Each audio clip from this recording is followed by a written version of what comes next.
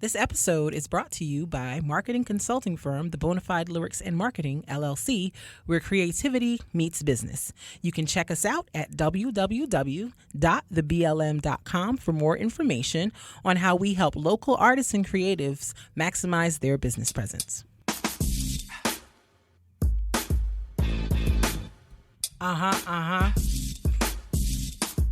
Yeah, boy. Yeah. It's the All Love, No Fear podcast. Hey. It's the All Love, No Fear podcast. Hey. Check us out. It's the All Love, Oh, No Fear podcast. All Love, Oh, No Fear podcast. Hey.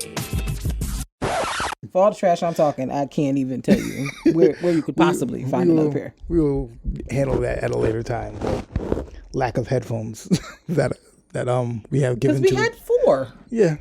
And now somehow there's only one that's in existence. That's very confusing. Yeah, we have given it to. I feel like one of them may be in a bag of Avery's somewhere. Yeah, it's very possible. Because I know we took one to church one time we went to church. So it might be in a bag somewhere. One of her, go outside bags. But that still means there's 2 more that aren't accounted for. Which I don't know what that means. Word. Are they lost? Are they what's going on? Sugar honey iced tea. You are breaking the things. I'm sorry. I didn't realize my knee was right there and it was gonna knock it like that. I didn't know. Word. I didn't know. Hello, everybody. Hey, y'all. Hello, all. Yes, we apologize if we start in late or whatever. It was crazy. The technology just didn't. And when I say starting late, for people on Patreon. Yeah, for the people on Patreon. For the people who are going to listen to this on Tuesday, you're right on time whenever you listen. Yes, whenever you listen to it, it's the time you listen. It's right. Yes, it's right. It's always right. But yeah, for the Patreon folks, yeah, we are about a half an hour late, which is tragic, really. Y'all keep trying to tell me about Apple, and every second, every step of the matter is making me feel like Apple is a terrible choice. To be clear, Mark purchased this Apple he's complaining about. Yes. He purchased it for me for Christmas. I did not ask for this, just full disclosure. I did ask for another laptop. I said that. You did mention before you wanted to try Apple. I did say that, but I did not specifically say you should buy me an Apple. No, I know. But I know that you were saying you liked the Apple last time you got from work. Yes. You liked how it goes. Yes. I don't want it to make it don't let my company racism my prejudice affect what you want. Right. I just wanted to make full disclosure. No, I know. And I wanted to, because I know you said you were thinking about getting an Apple iPhone. Yes, I'm considering it. And I was like, let's just see how Apple operates in this family. Yeah. I don't think I might get, I just based on how it's going, I don't feel like an iPhone is in the cards like that anymore. And it's not, they would have to be offering a crazy deal at T-Mobile for me to think about getting one for real. I'm giving it good college tries. But it's not giving what it's supposed to give for you? I'm giving so many tries. And every time it's not, some nonsense be happening. It's not living up to, it's not doing what it needs to do? No, not at all. Okay. I want it to work so badly. And it's just not doing that for you? No, not at all. I'm very sorry. I'm very, very sorry. I'm sorry to hear that. So yeah, it's been it's been October, November, December, almost 3 months since we last did this podcast. Yeah. So yeah, y'all, welcome back. Season 5, episode 1 of the All Love No Fear podcast. This is me, KB, and my co-host here, Mr. Mark Poetic Bennett. Ha. Yes. Yep. Yes. Hey. At this moment, this may be probably, possibly, potentially the last season of this podcast. And unless y'all want to hire a producer, because this is what I realized. It's involved. Trying to be talent and producer is stressful. Yeah.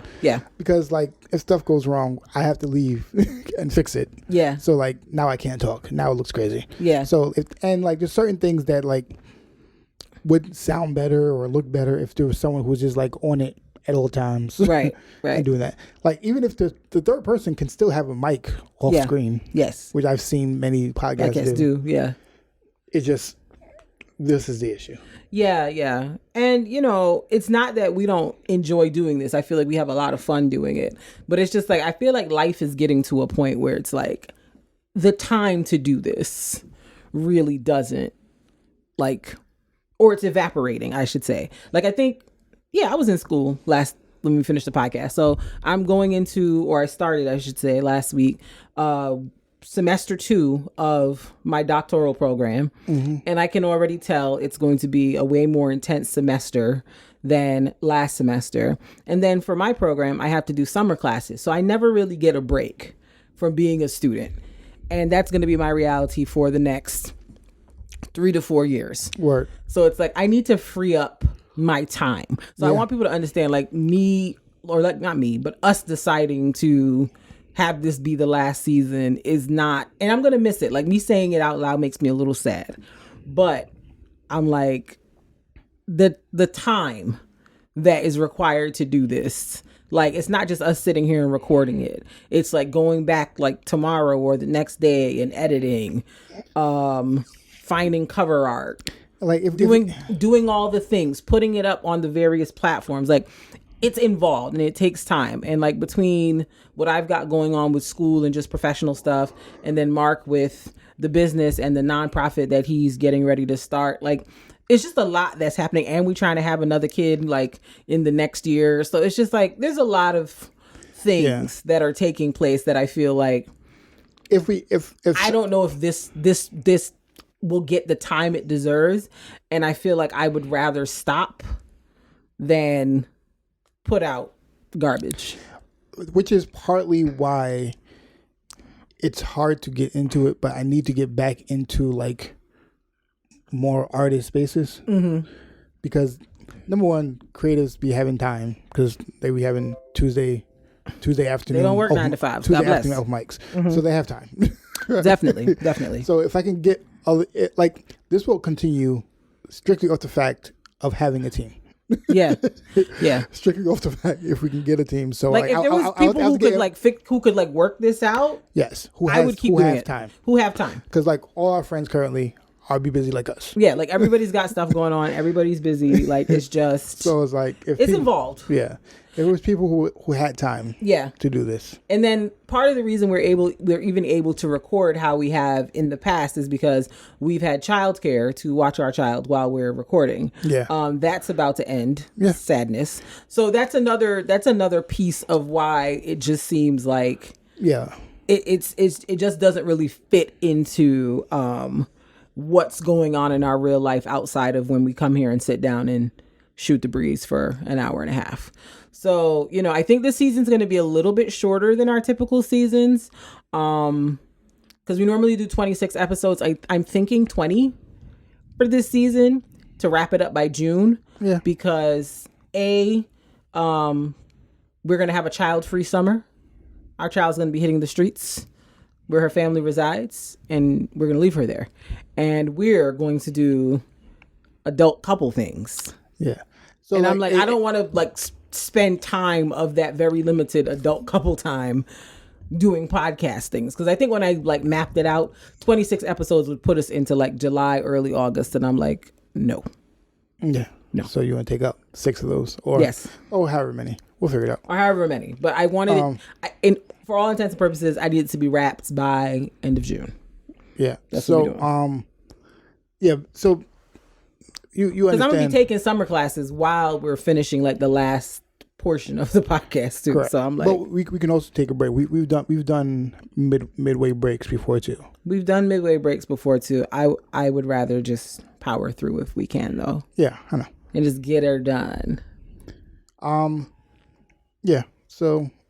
Yeah, that's what's happening. That's what's going on. So like that's kind of what, because like what's happening is the people who usually watch us, aka who usually watch us, watch our daughter, so aka adults, no one watches us, aka but the Lord, aka my parents. They're moving. Yes. And so the negative is our daycare, our free daycare has closed up significantly. Right. In terms of timing. Yeah. They were willing to take her for most times that we needed it. Yeah. But on the flip side, we do now have somewhere for her to go. Yes. Which is why the child-free summer will be a thing, because We're dropping her off at the end of the school year to her grandparents, and we are peacing out. Yeah. To go do fun things. Word. As adults. Because you know what's expensive? Going on trips with a child over the age of 2. Yes, it is. Because they be expecting you to pay like they an adult, but the child don't have no job. So I just feel like her adult money contribution isn't there. Isn't equal. So I feel, because I'm paying, we paying essentially, but she still don't have no job. Nope. So it's a little distressing. So yeah, quite distressing. I don't be liking it. Like we went to a wedding in November, and when we priced it with just us 2 versus the 3 of us, I was like, she can't come. No, she can't come. We gonna have to figure out what's gonna happen with her because she can't. She can't come. So it's too much money. Let's get right into our icebreaker. Yes, let's get into our first icebreaker of season 5. Love it or lose it. Hey, love it or lose it. Hey, hey, hey, love it or lose it. Hey, love it or lose it. Hey, hey, hey, hey, hey, hey, hey, hey, hey, hey, hey, hey, hey, hey, hey, hey, hey.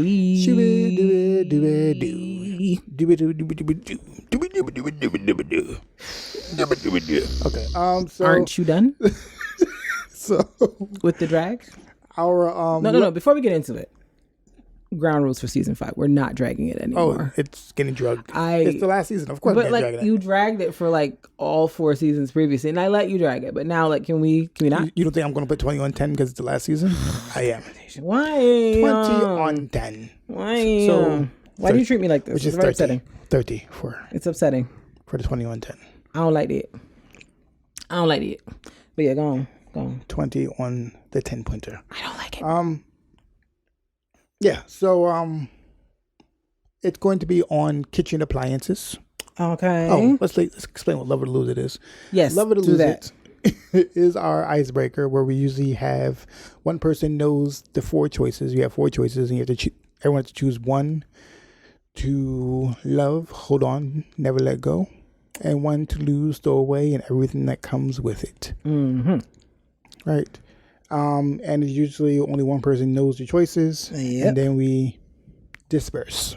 We kind of, everybody who is on the podcast kind of figures it out together. Word. Love It or Lose It for today is kitchen appliances. Uh-huh. And the 4 appliances are a griddle / panini press. Uh-huh. A crock pot. Mm-hmm. A rice cooker. Mm-hmm. And a toaster oven. Okay. This is easy for me. Oh, okay. What do we usually do? We usually do We do lose it first. Lose it first. Okay. What would you lose? Toaster oven. Okay. Like, I mean, they cool. They have their purpose. Yeah. But like, I've lived in kitchens without one before. I've survived. Yeah. The only reason I said toaster oven because I know that I don't know if everybody knows toaster oven is also technically an air fry. Yes, for all intents and purposes. Yeah, that's basically what an air fry is a toaster oven. Yeah. And how it cooks it. Yeah. And I mean, I know people go up for their toaster. What do you call them things? Air fryers. I was gonna call it toaster fryer. That's not what it is at all. But yeah, toaster ovens are kind of like, if I didn't have one, it wouldn't be the end of the world. Like we have one now and we use it like daily. Yeah. But like I wouldn't die if I didn't have it. We have another ways. Yeah, we have other ways to make what we usually make in the toaster oven. Well, so technically, we have other ways for everything else too. That's why I said that. Yes, but I would be more distressed by not having some of the others than having the toaster. Like, could I survive without all the other ones? Are there ways for me to do what I have to do? Sure, but yeah, the toaster oven is probably my lose. And it's no shade. There's nothing wrong with them. They still serve a purpose. Like, I just, if I had a kitchen that didn't have one, I'd be like, all right, it's cool. Yeah, it's cool. I'm saying all that, but toaster oven is my lose it also. Yeah, I'm like over here defending super hard, but I'm not defending. I'm just giving reasons why. I'm giving my reasons why the toaster oven is on the list in the first place. Mm-hmm. Because I created the list, I should have to defend all the things on there. Sure.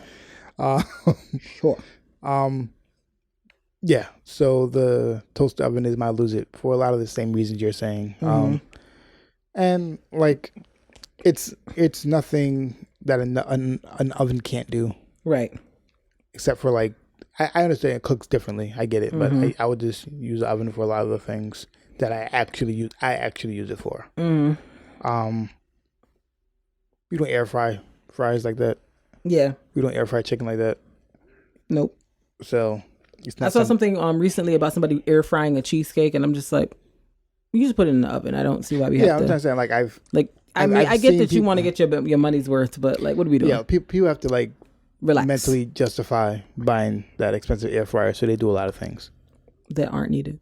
Yeah, baking it the old-fashioned way is always I think the only way we would probably do that is we saw those ovens that have the air fryer attachment already on there. I'm like, okay, it's there. Yeah, we did see those. Where were we? Home Depot? Oh yeah, where we saw that. Like I would it's there. I guess. Yeah, absolutely. it's there already.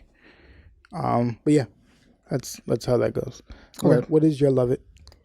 My love it. My love it. What were the options again? It was a rice cooker, the panini press / griddle, and crock pot.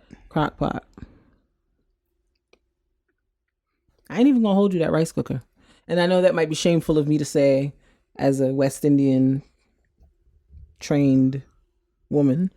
However, there are things that we are all good at in life. And I feel personally that cooking rice in a pot is a challenge for me. Like sometimes I get it right, but not enough for me to be a constant like cooker of rice in a pot. The rice cooker gets it right every time. As long as you follow the directions. 1 cup of brown rice, 2 cups of water, the 1-to-2 ratio. As long as you follow the ratio, it's going to give what it's supposed to give. I don't know what it is with cooking rice in a pot, but I used to cook rice in a pot. I did. And then once I got a rice cooker and started making the rice in there, I was like, oh, game changer. Game changer. I was just thinking. So it's gonna be the rice cooker for me. And y'all, the Islanders, y'all can judge me if y'all want. I don't even really care. Who would not judge you are Asian people, because that's how Asian people make rice. In the rice cooker? I don't. But at the Chinese food restaurant, definitely they be having a giant rice cooker. Because I mean, it makes sense because half the meals they serve include some kind of rice, so it would make sense. So nobody got time to be making that in no saucepan every day. I was about to say, I think I realized I was like everyone else. I'm not talking Americans, but everyone else, they kind of like discourage against rice cookers, like you make it in the pot. Yeah. People who are Chinese, Japanese, Korean, they're like, use your rice cooker. Nah, it's lit. They were like, get your rice, but their rice cookers be humongous also. They be like giant rice cookers. Yeah, they're like I'm cooking rice for. They're like the barrels you send to the islands. They be humongous. They have the rice cooker like just on the counter. And they're like, all right, anytime we got rice on tap at all times. Yeah.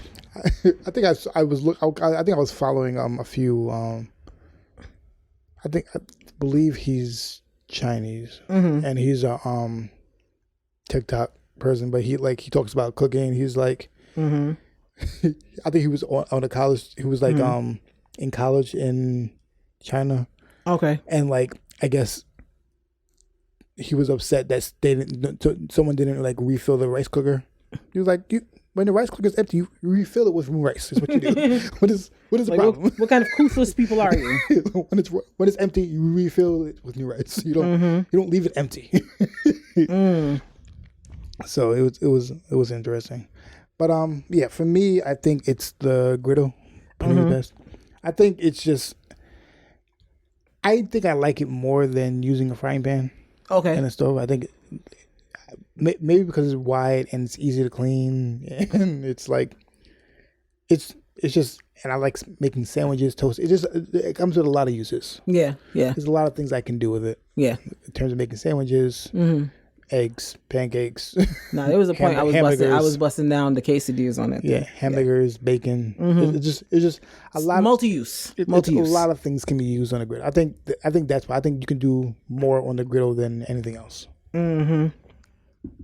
And it's like you do, because if it's a panini press one, you get 2 different sides. You can do 2 different things. It's very helpful to me. I feel so. I haven't made sandwiches on there in a while, but You haven't. The sandwiches had you in a chokehold for a couple of months. Like every time I would turn around, I would be like, "Oh, Mark's making another sandwich. Mark's making another sandwich." Sandwiches were banging. No, they were. I ate a few of them, and they were banging. They did, because there's something about like a bread that's like well toasted and has like the grill marks in the bread, and then you crunch and It'll be regular turkey sandwiches into a grilled turkey sandwich. Yeah, just makes it better. Mad jazzy. It was giving mad jazz. I'm not even gonna hold you. It was good times. Yeah. I surprisingly, as much as I like them, I haven't used it that much since we bought one. Like it's been mostly you using it. Yeah. Because he was really big like this. Banana maker, get me a banana maker. Is that how I said it? Mm-hmm. That's what happened? Yep. That's definitely not what happened. That was your voice and everything. I don't appreciate how you know what? It ain't even no problem. The next time you have a comment to make about me when I'm imitating your voice, respectfully hold it. I will not. I think you should. Because you've done it way more than I have. First of all, we're not doing counts here. We're not keeping count of what's happening. What I'm saying is keeping count. Well, do you not have things to do? I do. That are better than that? Because that's petty behavior. It's petty behavior. It's not becoming of you. Love it or lose it. That was love it or lose it. Hey. Love it or lose it. Hey. Love it or lose it. Hey.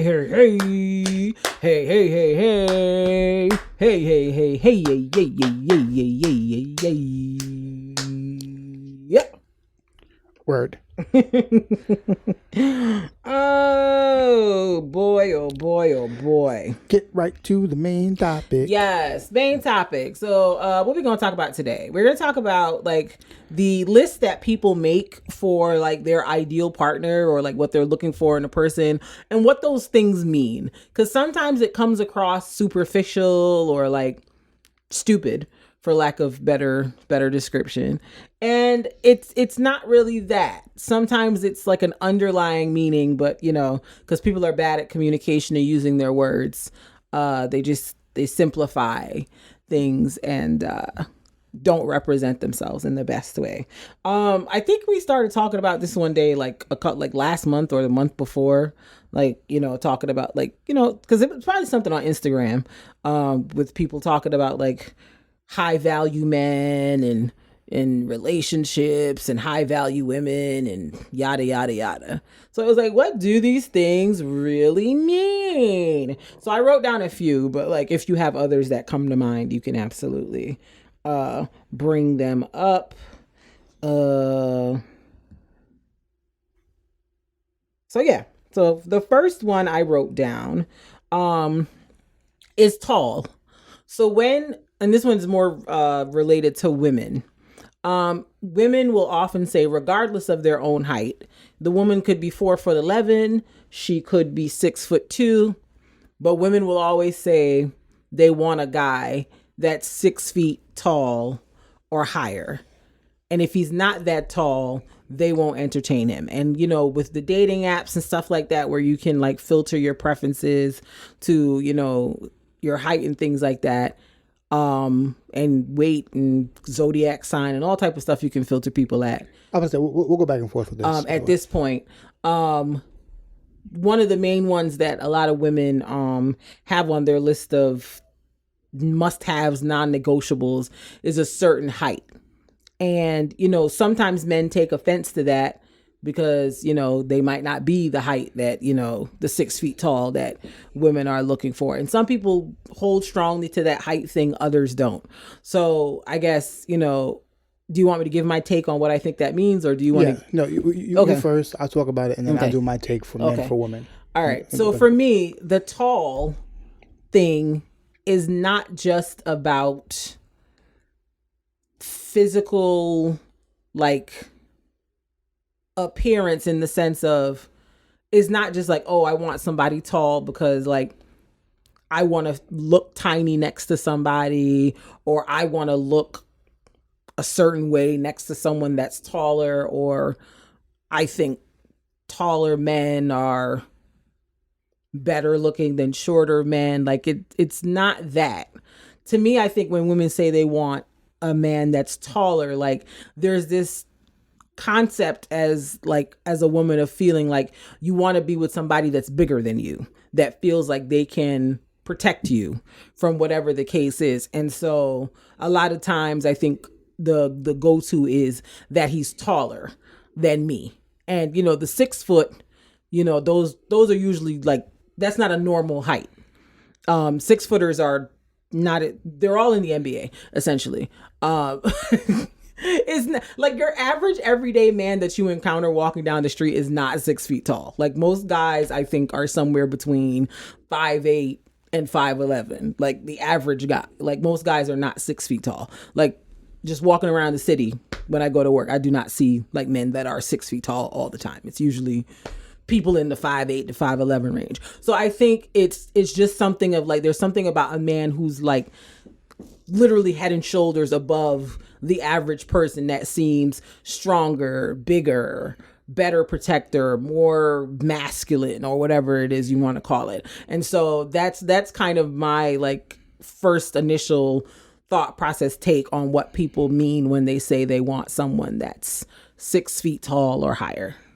I think on the other side, I think it depends. It's we're gonna be doing this a lot now. This is sometimes how people feel about it initially, just off of regardless of who they've been with before. Mm. My thought, based off of who people have spoken to or talked to, is sometimes people don't want. I don't think it's less. It's in my mind, it's less of I want somebody tall and I don't want somebody short, right? Because number one, they because some men who might have a Napoleon complex, they're like, I don't want to deal with that, right? Fair. So like they're like in their mind, so does that mean that they and these under 5'5" men do be having Napoleon complexes? Correct. So some men who are shorter might have it. Mm-hmm. So I think what they don't all have that, but some do. So like based off experiences and what people do, people feel that way. So they're like, all right, I don't want to deal with someone who's shorter because they might have that. Mm-hmm. Does that mean that they will eventually not date or marry someone shorter? That doesn't mean that, because once again, not all guys are the same. There might be somebody who's not like that who might attract. So like I think based off this topic, I think what they're saying is I don't want somebody who's insecure or who acts insecure about their height. Right.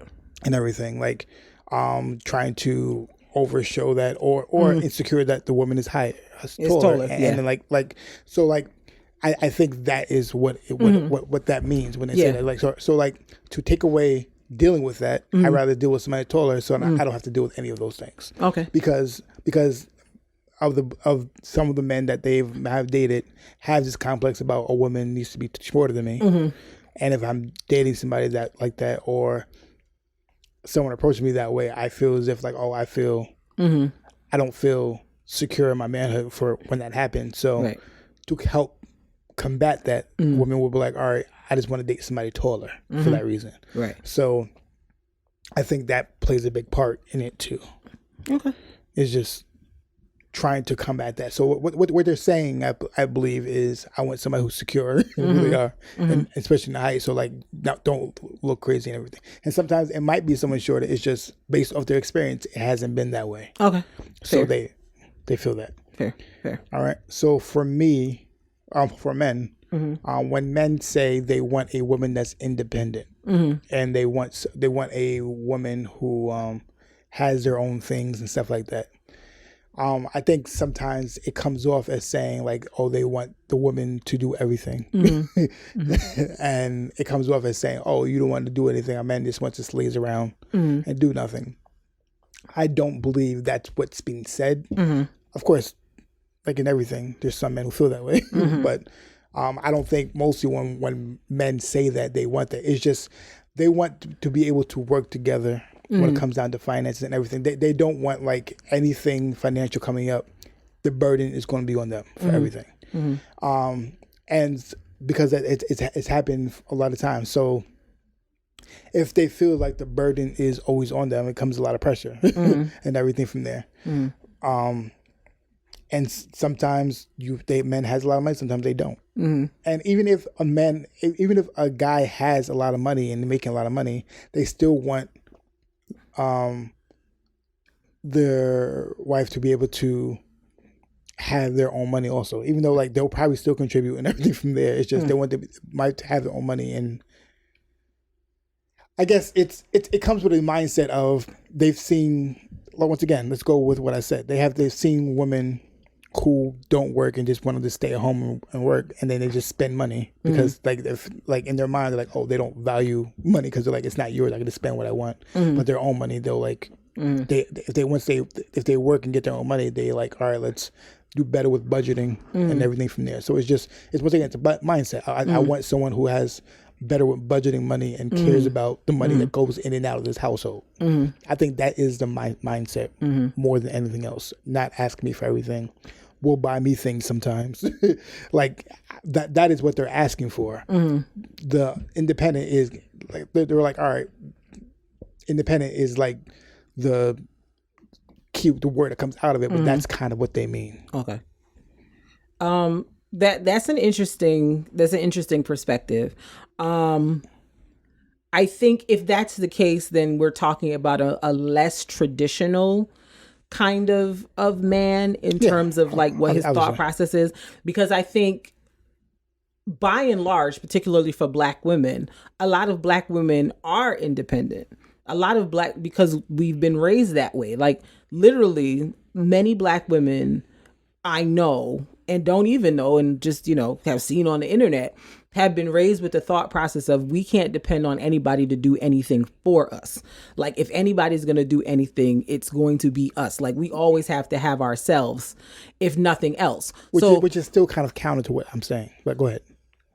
So when men say they want an independent woman, like I sometimes wonder if they fully understand what they mean when they say that, because it's a buzzword. I know what you're saying, but it's not really what like an independent woman is either making as much or even more than you. A lot of times, if she's professional and depending on the types of circles of people you're searching for, and my feeling is, if a woman's quote unquote independent, what does she need you for? Correct, and that's why I said. And so, that's why I said like it's the buzzword because it's a lot of times when someone says they want something, it's usually in counter to something. It's not it by itself. Right. Because for me, a lot of Black women go to work and work hard and do what they have to do to provide for themselves. So like when Black men make this comment about they want an independent woman, they don't want a woman who's sitting at home just spending the money, whatever. I'm like, I can't think of a single Black woman I know. Correct. That fits into that motif. Most of the Black women I know are independent. They went to school, they have their degrees, they work, they pay their own bills, they do what they have to do for themselves. So it's like when they say they want an independent woman, I'm like, but that's almost everybody. So who are the not independent quote unquote ones that you're talking about? And what does that mean? So that's why I said like I think it's usually in counter to someone who we have to be their everything. Right. Okay. That's fair. That's fair. But like at the same time, you can't want an independent woman, quote unquote, but then expect the woman to give that independence up. Like I don't want to go too far into down the road, because that's a different conversation. Yeah, it's a different conversation. But I'm just saying, I feel like I know what you're saying. Like people say that, but then it's like when it comes time for like kids or something else happening down the road, the independence that they said they wanted now becomes like a point of contention in the situation. I don't want to get too far onto that because it comes with everything. Yeah, everything comes with other implications when you say certain things. So I get that, but I don't want to go too far into the other of what that brings on to people. Also, I don't want to get too much into that. Yeah, in this conversation. Okay, that's fine. That's fine. Here you go. The other one I was going to bring up is money related. Is people saying that women saying that they won't date a man that makes less than $200,000 a year, or some other random arbitrary number like that. Like I've heard varying numbers. I've heard less than 50, less than 100, less than 200,000, like from varying places. And a lot of people automatically feel like once a woman places a number on a man's salary of what she expects him to make, that she's a gold digger. Let me just preface this by saying, if a woman is saying she won't date a man that makes less than $50,000 a year, there's no gold to dig. Do you understand? $50,000 a year is not dig. It's not gold. It's not anything worth digging, to be clear. I'm not shading anybody who makes $50K, but what I am saying is that it ain't gold. Gold, if you're saying, 50 mil, that's gold. But now we're talking about Diddy type men. I hear what you're saying. Not regulars. But I think it depends. Like, it's not 50,000 like here, but 50,000 is different in other places. It ain't gold. It's not gold, but it is a lot more. It makes a bigger impact. Yes, sure. In some parts of the country, 50,000 is big money. Yeah, it makes a bigger impact. But it ain't gold. Okay, it's not gold, but because when I don't like when people start accusing women of being gold diggers because they have a financial component or a number in mind, salary wise, of what they think a man should make or what they would like a man they're dating to make. And it's not necessarily about, oh, she wants to live off his money, or oh, she wants this, or oh, she wants like I don't think that's it. I think it ultimately comes down to feeling like there's financial stability, because to the previous point of, independent women, a lot of women do a lot by themselves. Like, it's just them. No one's helping them do anything. So they want to be married to somebody who they feel can help lighten the load and be there to assist if they need the assistance.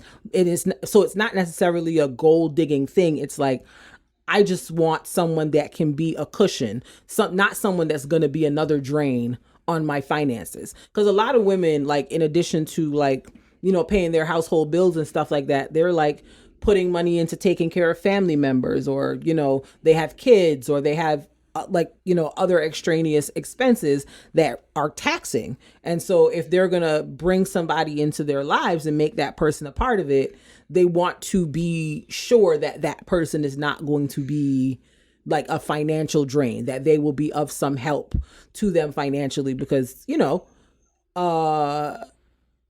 lot of, women often have grown up in situations where their mom was, just like men, where their mom was the only person bringing in income. There was no father figure around. And so they've seen what that dynamic looks like. And they're like, if I'm going to be entertaining a man and having him be a serious part of my life, like, he needs to be able to hold his own financially and not be a drain on the resources I'm already spreading whichever way.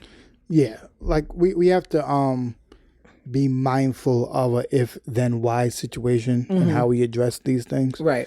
Because every person who's a gold digger looks for someone with a certain level of money, right? Yeah. But everybody who looks for a certain level of money is not a gold digger. Exactly. Right? So you have to be mindful of that also. And to your point, like, it's different factors. Sometimes a woman has a certain salary, and once again, they don't want to deal with another man being insecure about that. Right, insecure about that, exactly. Number two, a woman might be in more the entertainment, public industry, and stuff like that, and they'd rather someone in that same industry, because it's just easier to explain, to deal with it. Because if one person is always a person who travels, and person who's always running around doing things and stuff like that, they want someone who would understand that, to be a part of it, and not be like. So it's like sometimes people just want something that's compatible in terms of fields. Yeah, like, don't nobody want to be Mary Jane can do.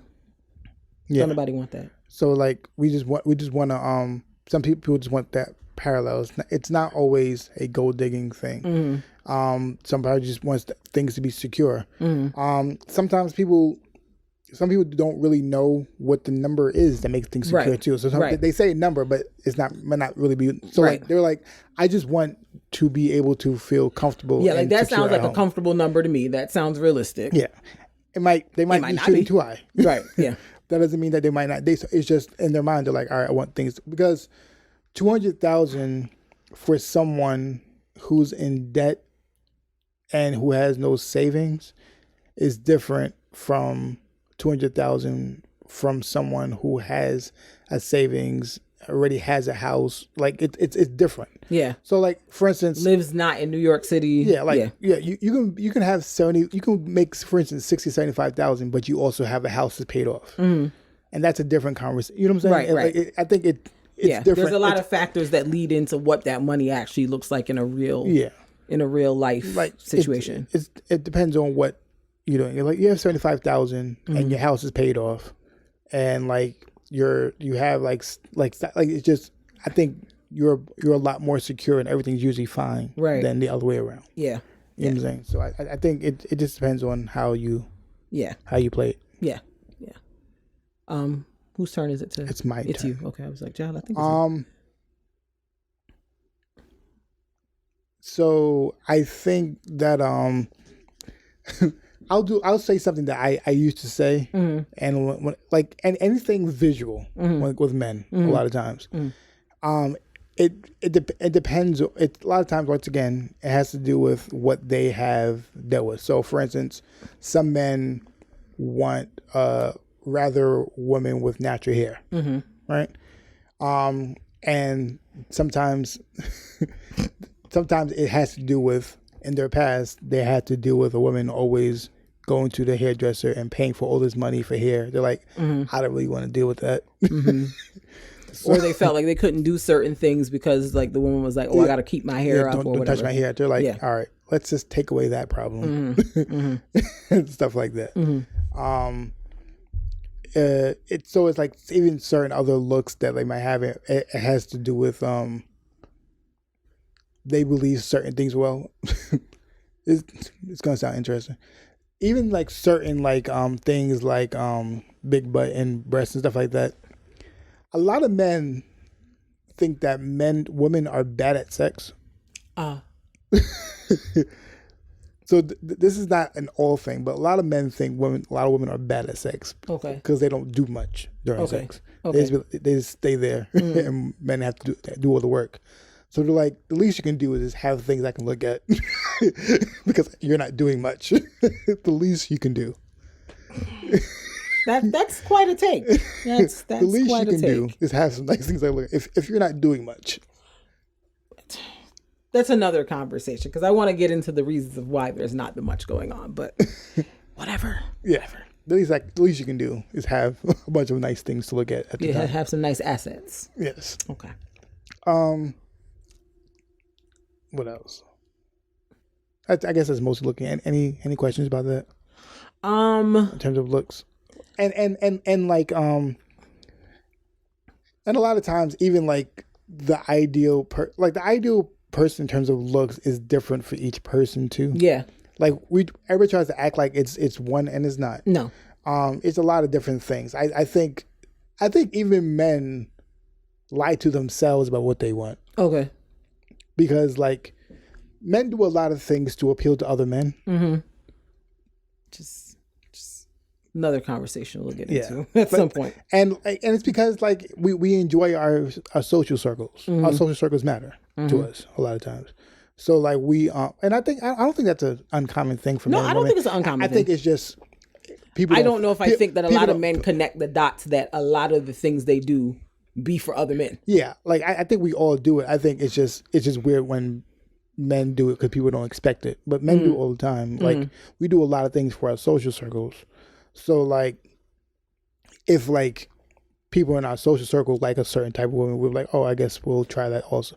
And like, sorry, if we really go by what a lot of men like, we're honest about what they actually like, it might not be who they date and everything like that. You know what I'm saying? It might not be who they date and everything, because like they might go with a certain people like, oh, I want this certain thing because they can show off to their friends and everything.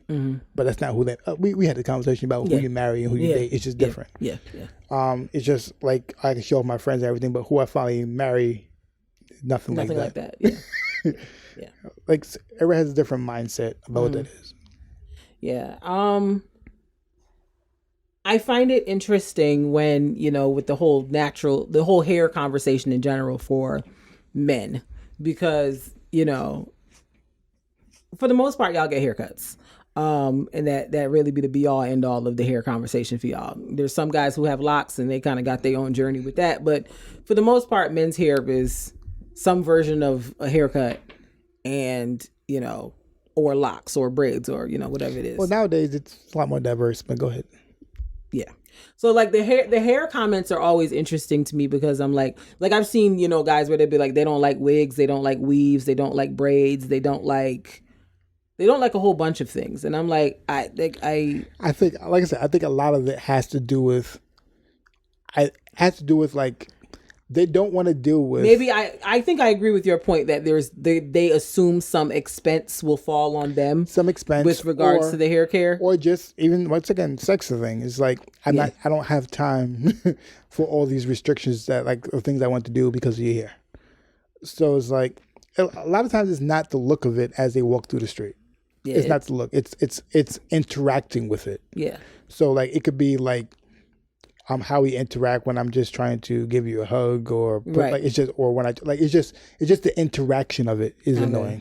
So I think that's more of what it is. Yeah. It's less of how it looks when you're walking down the street and the interaction. Yeah, because I've heard that I only like natural, I only like straight, I only like this, I only like that. But then it's like the other piece of it that gets me too is like then when I've seen, and I literally just saw this recently where guys were like, I don't like the bonnet. I'm like, once again, it's the we not black, we not white, we not Latino, we not any of those things. It's the interaction. Yeah, like you might not think a bonnet is attractive, and that's super cool. It's not the attractive. It's the interaction.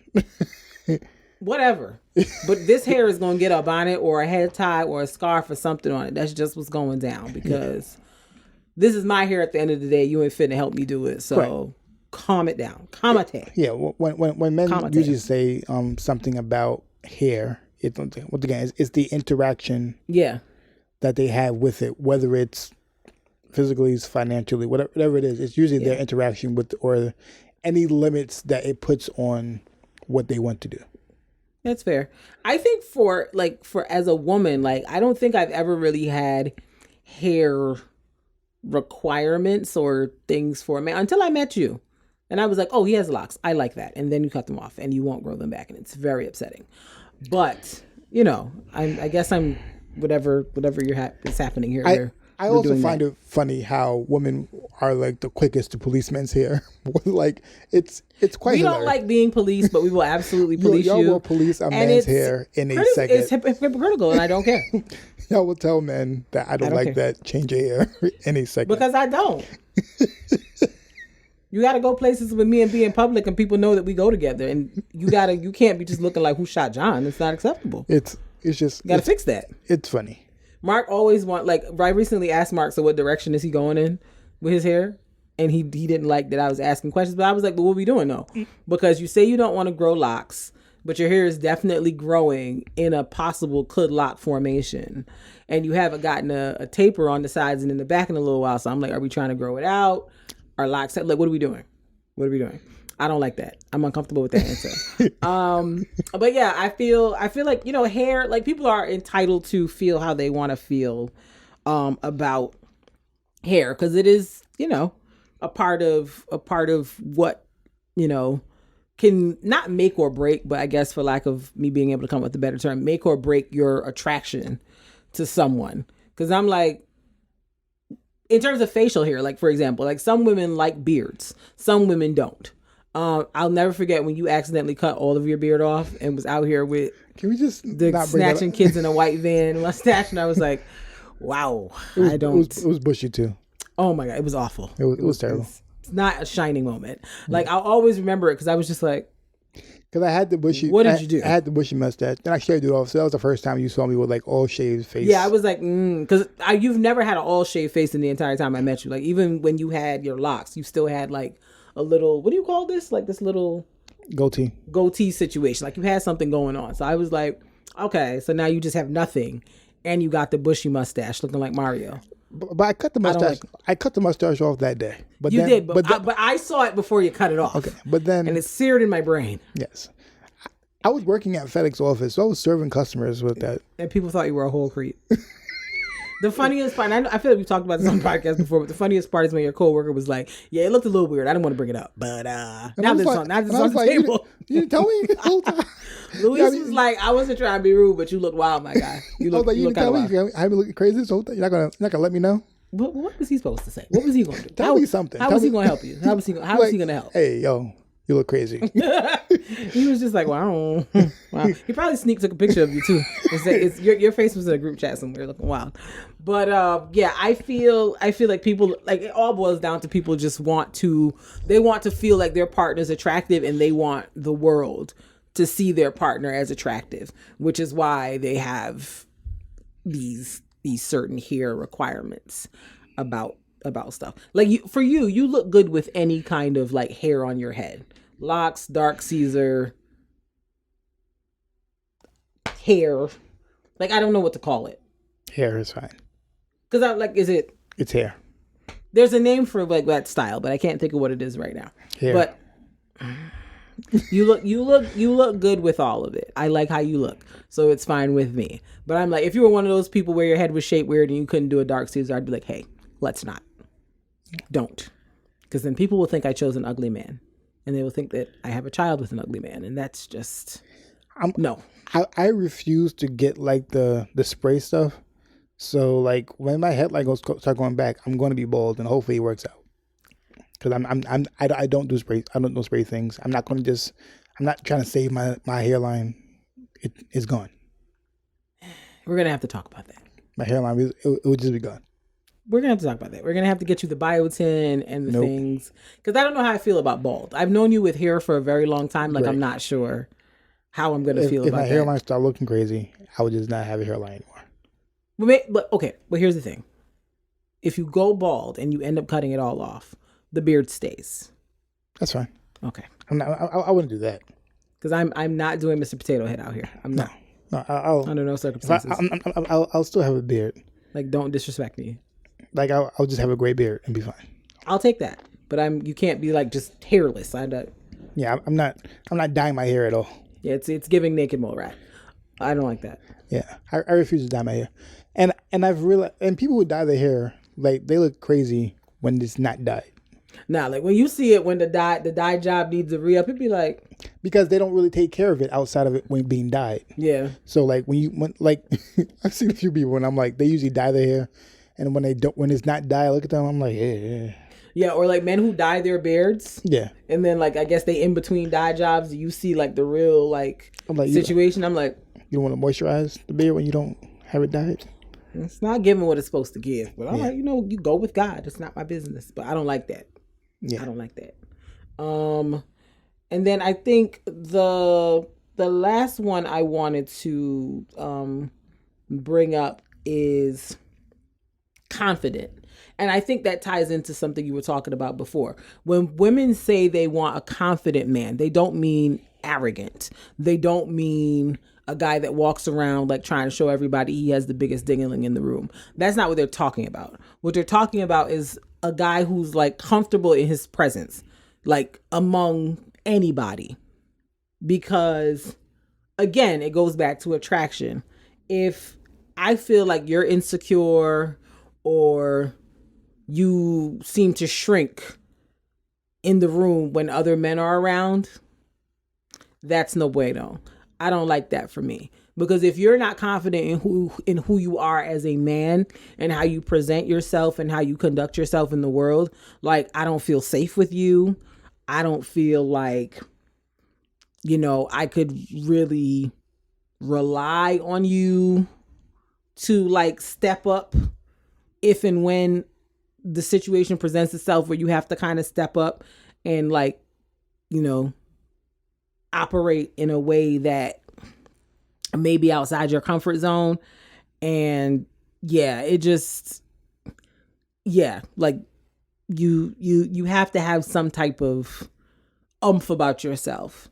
as a man, if you want to be like dating seriously and looking to like be with somebody, like if you still trying to figure yourself, and I'm not saying anybody has their self figured out at any point in time, but if you're still at that point of like, I'm not sure who I am, I'm not sure what I stand for, like if you're just very unsure about everything, like maybe you should like not consider dating, because I think all women across the board are looking for a man who's like confident in themselves, because ultimately, especially if we are operating from the sort of religious mindset of like what a man is supposed to do in the context of a relationship like marriage, it's supposed to be about leading and guiding. And if you're not confident in yourself, and I know that, I can't trust you to lead me down a flight of steps. I just can't. Because you don't seem confident or comfortable about nothing. And it gets real old real fast trying to like having to pump someone's confidence up all the time to do like the things that they quote unquote should be doing in the context of like being in a relationship with you as a woman. Ain't nobody got time. Like, that's not to say that, you know, people don't have bad days and you can't be like, you're great, you're awesome, you're gonna do it. Yeah, but like not all the time.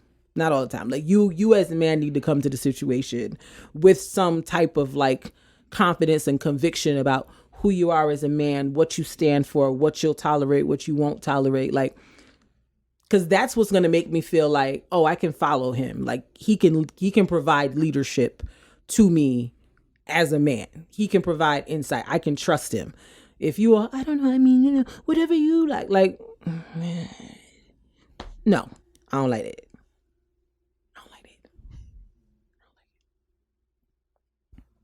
The floor is yours.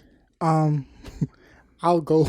We had this conversation before about when guys say, I want a lady in the streets and freak in the sheets. I think people take that and they're like, I don't understand. Like, I feel as if like they feel like they understand, but they don't understand what that means. And I can talk about it, I guess, in terms of it. What they want is someone who is like, so I talk about a different perspective from like a Christian perspective. They want someone who's like very good at leading Bible study, who's very in tune with their Bible, very good at reading things going on, can lead youth studies, can lead certain things. They know a lot about the Bible. They know how to pray for people and stuff like that. Yes, they're good Christian women. But also at home, let's have fun. Like, don't give me that churchy stuff. Right. Like, don't be giving Sunday school teacher at the house. But like, not even when it comes down to sex, but just like be a real person. Yeah. And I think that's really what they're trying to say. Is like, I want you to be very intelligent. I want you to be and very over and beyond, like, in terms of you're doing things. Like, in terms of intelligence, I want you to have all the degrees. I want you to be intelligent. I want you to have to be CEO, all that stuff, but also be a regular person. Right. And like have conversation like a regular person. Like every response to a conversation isn't like a Bible verse or like a like a churchy cliche type of response. In business, like don't like talk numbers to me all the time. Like I so like that I think that's just what that term means. I want you to be 100%. It's hard to say that because it's hard to navigate between both worlds, because you're asking somebody to navigate two different worlds. So I understand why it sounds off. Right. But we want you to be 100% with what you want to do professionally, spiritually, whatever it is, and go really hard with that. Right. But we just are regular two people hanging out like we were in high school. Right. When we at home. Right. That's really I think that's kind of what people are trying to say. Yeah. Yeah. It's kind of like, and I think that is the issue sometimes. People like, because I think guys like we just hanging out, having fun. We're not trying to do too much. Like, we're not around anybody. We could just be ourselves now. Right. I've had this conversation with like guys kind of feel as if like when they get home, they just want to be themselves. Right. They don't want to feel like we can just hang out, we can talk, we can laugh. It doesn't. It's not all work. Right. We did that already outside. Right. We're at home. I don't want to do that anymore. Right. I just want us to have fun and talk, and that's it. I don't want it to feel like business when we at home. Right. Right. And I think that's kind of what that means. Yeah. And I think another part of it too that I take from it, the whole lady in the street freaking the shit, is like the idea and the expectation is that you'll conduct yourself in a way that doesn't like embarrass or like dishonor your family in any way. And like you just have a certain way about yourself that kind of lets people know like you're not that type of person to like be moving funny and looking crazy in the streets. But like when you get home, like you're not allowing like that, like I have to keep up an image or I have to present a thing to prevent you from connecting with the person that you're at home with. Yeah. Like, I don't think it necessarily is like men want women to be swinging from chandeliers and like doing stuff that's unnatural or uncomfortable for them. But like, to at least when you come home, home is the comfortable space. Home is like, it feels like home. It's not like everybody's still putting on their performance of who they have to be outside the house. Yeah, because especially like as Black people, sometimes we have to perform more. Like it's coming less and less us doing that now, of course. Yeah. But like we try to do the most to like show some form of decorum when we're out. Yeah. Yeah. Right. And like, and as for people in general, like we try to show something like, hey, we have stuff together. We have things in order because that perception is what happens. A lot of people's perception of how you act, the one that can tell if you have things in order. And sometimes looking like you don't have things in order can affect you professionally. Yeah. And that's whether you have a job or you have your own business. It could be both ways. Right. Like, so you not looking like you don't have things in order or you don't know how to respond to certain things in order, you don't look professional, can affect you a lot in terms of financially, in terms of what you're doing. So now being able to turn that off. Yeah. And just be a regular person is kind of what, what people want. Because it's the same for men. Like, you know, I feel like when, you know, Christian women in particular talking about they want a man of God, it's like, what does that mean? Like, do you like what does that mean? Like, I think honestly it means I want a guy who knows how to pray and like, you know, talk to God and, you know, read his Bible and blah, blah, blah, blah, blah. But like, I feel like beyond that, I'm like, well, what else? The problem, I think even with that instance, I think the problem is like, because none of y'all ain't gonna Mike Todd me to death. I don't like that. But I think the issue I've seen when women have said that, look, like they I don't know if they understand what that. Right, because it's like they don't know what that looks like. Yeah, I'm like, because like it's like they almost expect a man of God to not have the same like attractions or like I don't think they know what that means. Because I'm like, just because he's a Christian and he prays and he believes in God and so on and so forth, doesn't mean that he can't find a big booty attractive. Correct. It doesn't make him less Christian. He got eyes like everybody else. He likes that. That's cool for him. It doesn't make him less of a man of God. That's what he likes. And you can't base it off of how they publicly show their faith. Right. Which is, I think, the problem. Because a lot of these ninjas can pray, but I don't know if God know them. I don't know. I don't know. I know God know me. I don't know if He know them. I don't want to speak for that. But they're giving me kind of unfamiliar, but I don't know. So, you know, it's just, you know, these are just some thoughts, man. These are just some thoughts. All right, we should move on. Yeah, we're going to move on because, you know, the hour's getting long. Yes. I feel like we've been on for a minute, but like I don't know how long it really has been. It's about almost an hour. Almost an hour. Yeah. So we're gonna move it along. We're gonna move this party along. So like we would definitely love to hear some of your thoughts. I had more things written down on the list, but like, you know, for the sake of time, we're just gonna keep it pushing. So yeah, like we would love to hear your thoughts. So, you know, hit us on the socials, All Love No Fair PCast, on Instagram, All Love No Fair P1 on Twitter. I got to start tweeting more. And then, our email, alllovenoffairpcast@gmail.com, and let us know what you thinking, honey. What you thinking. So, you know, this go around for the podcast, we decided not to go through the hassle of playing music, because YouTube be hating when you play music, and they be trying to shut things down. And I feel like people at the house, there are no more stimmies coming out, and so people be feeling litigious, and so I like litigious. It's one of my favorite words. And so in the interest of not dealing with litigious activities, we was just like, we'll just chill on the music. Because there's a lot of maneuvering to do the music too. Because like the phone got to be plugged in and then you got to press play. It's involved. It was way easier to do when we were in the studio. But doing it at home, it's behind the scenes. It was always like pure pandemonium when it was time to play music. So, we decided to, talk about new music at this juncture instead of like an artist spotlight. We might talk about people individually that we like come across like in the next couple of weeks. We'll talk about them. But we ain't gonna be playing the music no more. Sorry, y'all. Ain't nobody got time for all that. So, this week some albums came out. Rick Ross put out Richer Than I've Ever Been. He changed the album art and I don't like it. The first album art was a picture where he was wearing gloves and his hands was clasped. And I guess people say he was giving very much Church Mother on First Sunday. And so he changed it. I mean, it did give Church Mother on First Sunday, but I liked it nonetheless. But he changed it. So now it's like a side profile of him. So that album is out. Our fave, Sam Henshaw, he put out an album. It's called Untidy Soul. Can't wait to get into that. And then very randomly, The Temptations have put out an album. I didn't even know they were still making albums. I mean, I know they're still touring, but I didn't even know they were still making albums. So they put out an album called Temptation 60.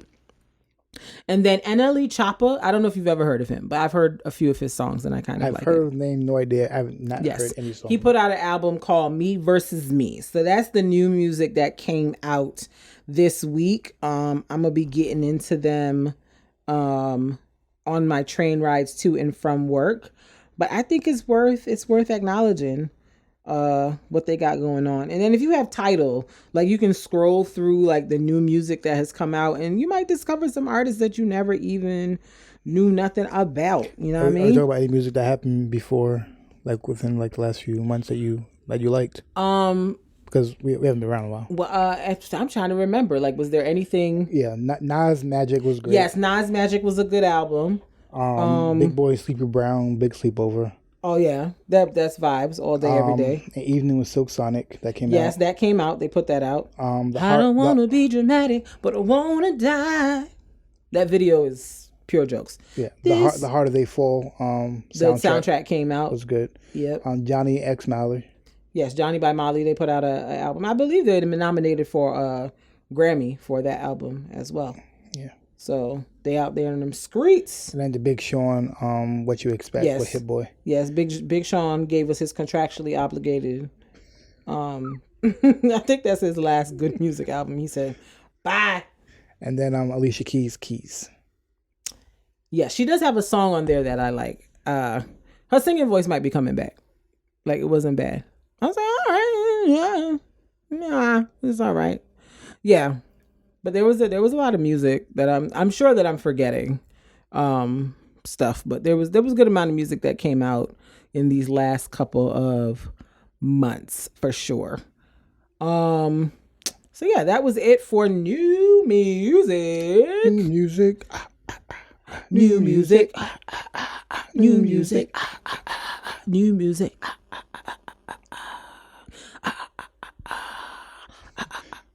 For now, we just did that instead of clapping. I don't really know where it came from, to be completely honest with you. We're on our phones. We're not clapping. No, I'm not even finna get into that. Like, it's just gonna have to be whatever we give. Oh yeah, and then Earl Sweatshirt. Oh yeah, Earl Sweatshirt did give an album. I do remember. I don't think I listened to it, but I downloaded it with the intention. I didn't hear the Jim Jones one yet, so I'll take some time. The Jim Jones? Yeah, he released one called Gangsta Grills. Okay, coolio. Oh, another album, Russ, Chomp 2. Very good. Get into it. I've been listening to that one fairly often for the last couple of weeks. Adele, she released one as well. She did.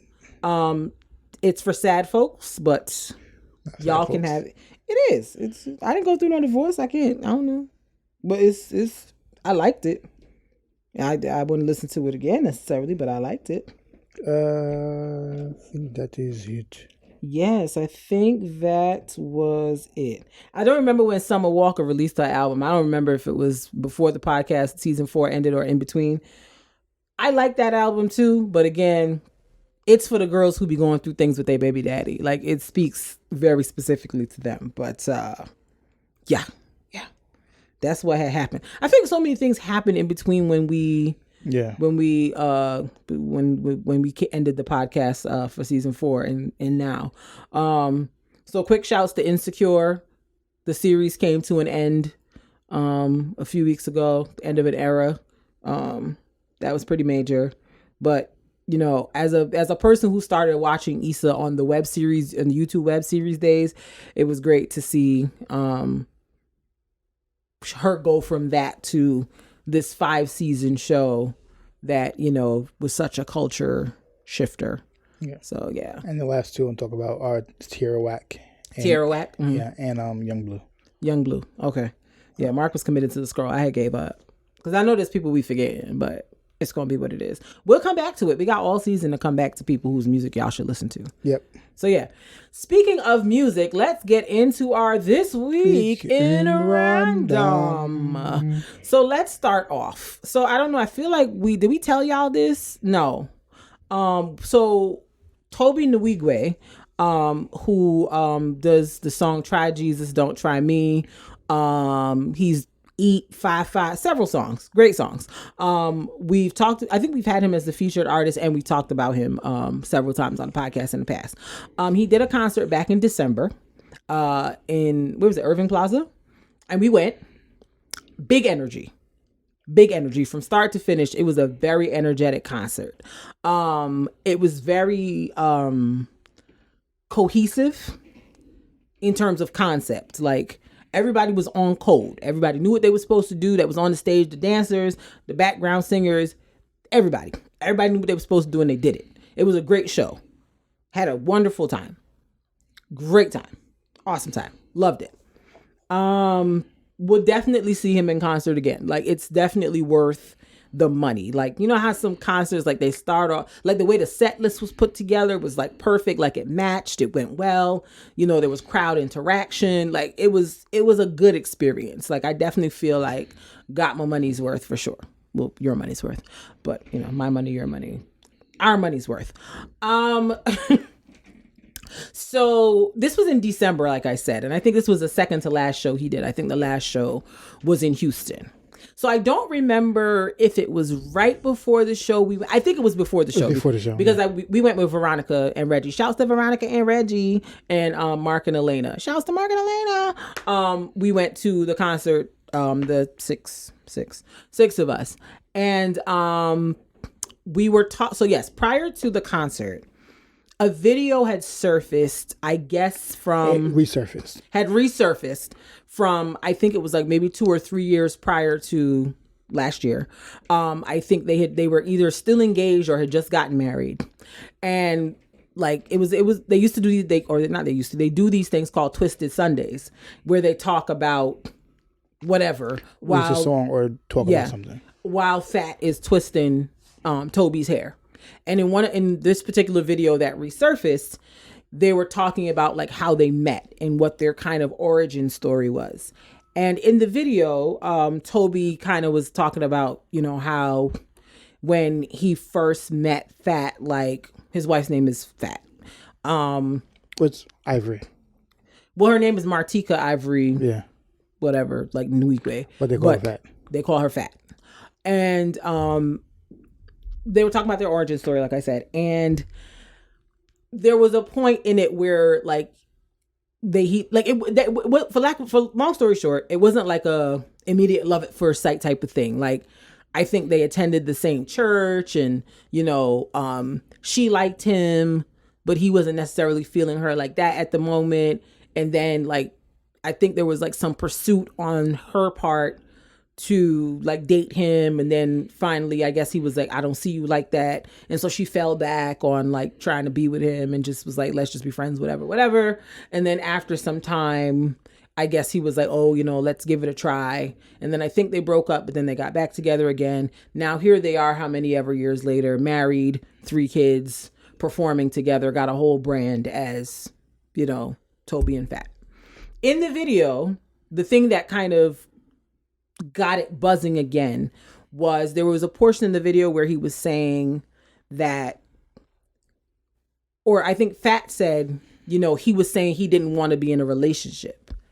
And he replied to what she said and said, no, I wanted to be in a relationship. I just didn't want to be in a relationship with you.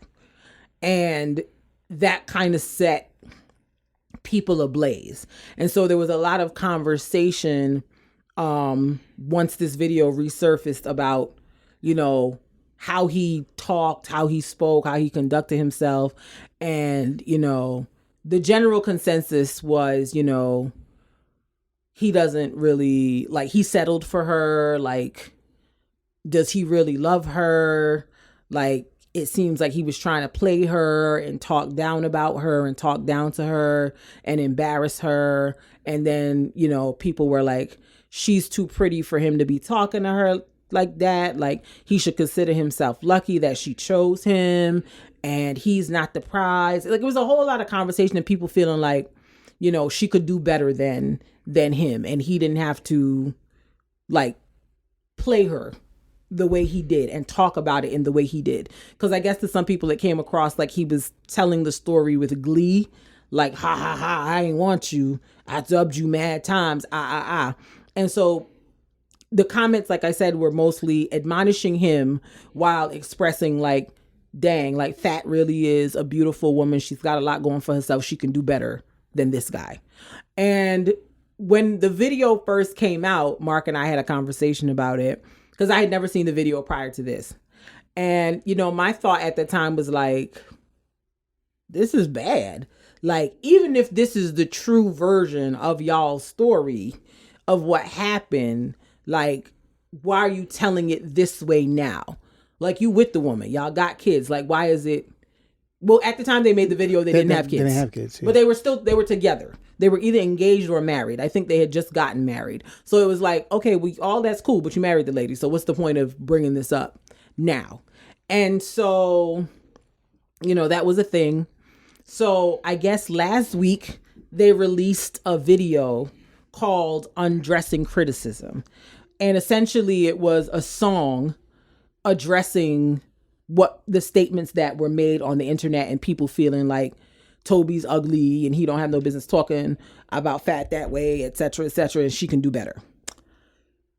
It took me some time to arrive at cohesive thoughts about this, but here they are.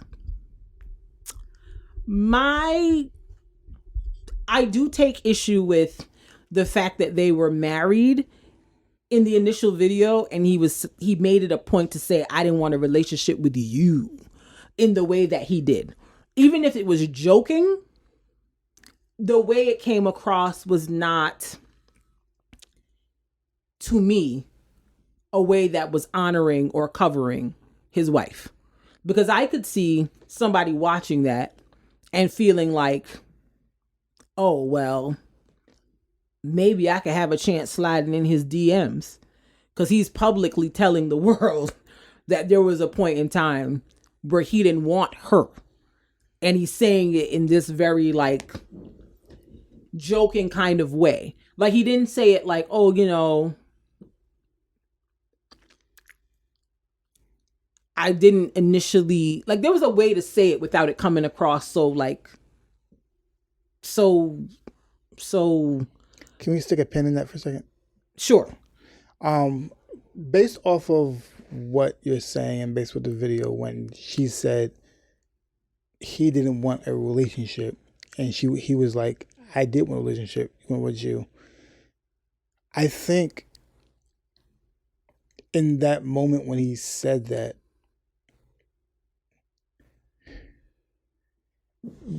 just based off of like why someone would say that, in his mind he was like, oh, I don't want people to think that I was out here just trying to be single. But like what you say, like, but what does that matter? No, it does matter to guys who are trying to not be single. It does matter to men. But what I'm saying is no. I'm not talking about how he said it and everything. I'm not talking about that. I'm just talking about why he emphasized that statement. It's just how he said it. It come. I don't want to. But I'm trying to understand why, if he's married to the woman right now, why does it matter to anyone who's watching it whether they perceived him as wanting to be single at some point in time? Like, why does that matter? Because she's telling a story. Because they're telling a story. Right. So it's like she's telling a story saying he didn't want to be in a relationship, and he's like, when he heard that, he was like, I don't want. That is incorrect in his mind, because he was like, I want to be in a relationship. I wasn't trying to just be single. So like that's why he kind of said that. Well, once again, I'm not arguing how he said it was like. He could have said it better. I'm not arguing that point. I'm just saying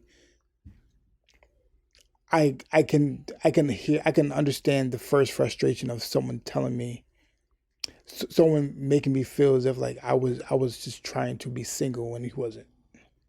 I understand like why he should have done better in preparing his response. But I understand why. But I guess what I don't understand is why it matters. Like because you're telling a story. So when you tell a story, you want accurate information in the story. But what is it? Why does it matter now? Like that people perceive him as not wanting to be single. I don't think it matters now as much as just part of it's just a story. I guess because like they're telling a story about what happened. Yeah. So he's kind of like no, because that's why I said it matters to me. Like. In your mind, it's not a big issue. But to men, when other men hear that he didn't want to be in a relationship, he wanted to be he wanted to be single. They're like, oh, you were just hoeing around, right? And he was like, and so I get what you're saying, but like he doesn't want to come off as like I was just hoeing around, and he came off like a jerk to his wife, which I'm like, hoeing around would have seemed better. Once again. I understand that. I'm saying how you responded was incorrect. I think that's I think that's what was in his mindset when he was addressing it. He was like, I don't want like no, I wasn't holding around. I want to be in a relationship. It's just at the time I don't want to be with you. What are you trying to say? Like I said, it just like I feel like he could have said I wanted to be in a relationship, but I didn't think you were the person for me.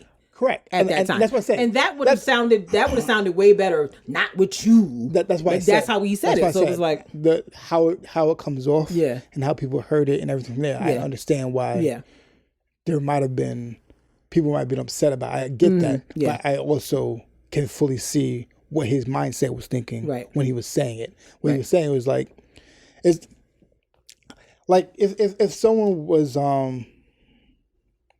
if it was a time when I was trying to find somebody and I was trying to have a relationship and someone tried to make it seem like I'm hoeing around at the time, I would like it's like an instinct but to your point, I don't think Fat was trying to make it like he was trying to hoe around. No. She was just saying what he said to me is he didn't want to be in a relationship. There's no implication of hoeing around. No. He didn't want to be in a relationship. She didn't say anything about I got what you're saying. About anything else. What I'm trying to say is when people hear that about a man, many times that is the implication. That's not what Fat is saying. Not at all. Correct. I'm saying how men hear that is a lot of times like, oh, he's hoeing around. So basically what you're saying is he semi-clowned his wife for men's perspective. No. That's what I heard. That's not what you heard that, but that's not what I was saying. What I was saying is that was in his mind when he was saying it. He could have said things better. I don't think in his mind he was trying to clown his wife. I think he just said it badly. So I just think he said it badly, but that's why he addressed it that way in the first place. I think he just said it badly. Okay, so we've established that.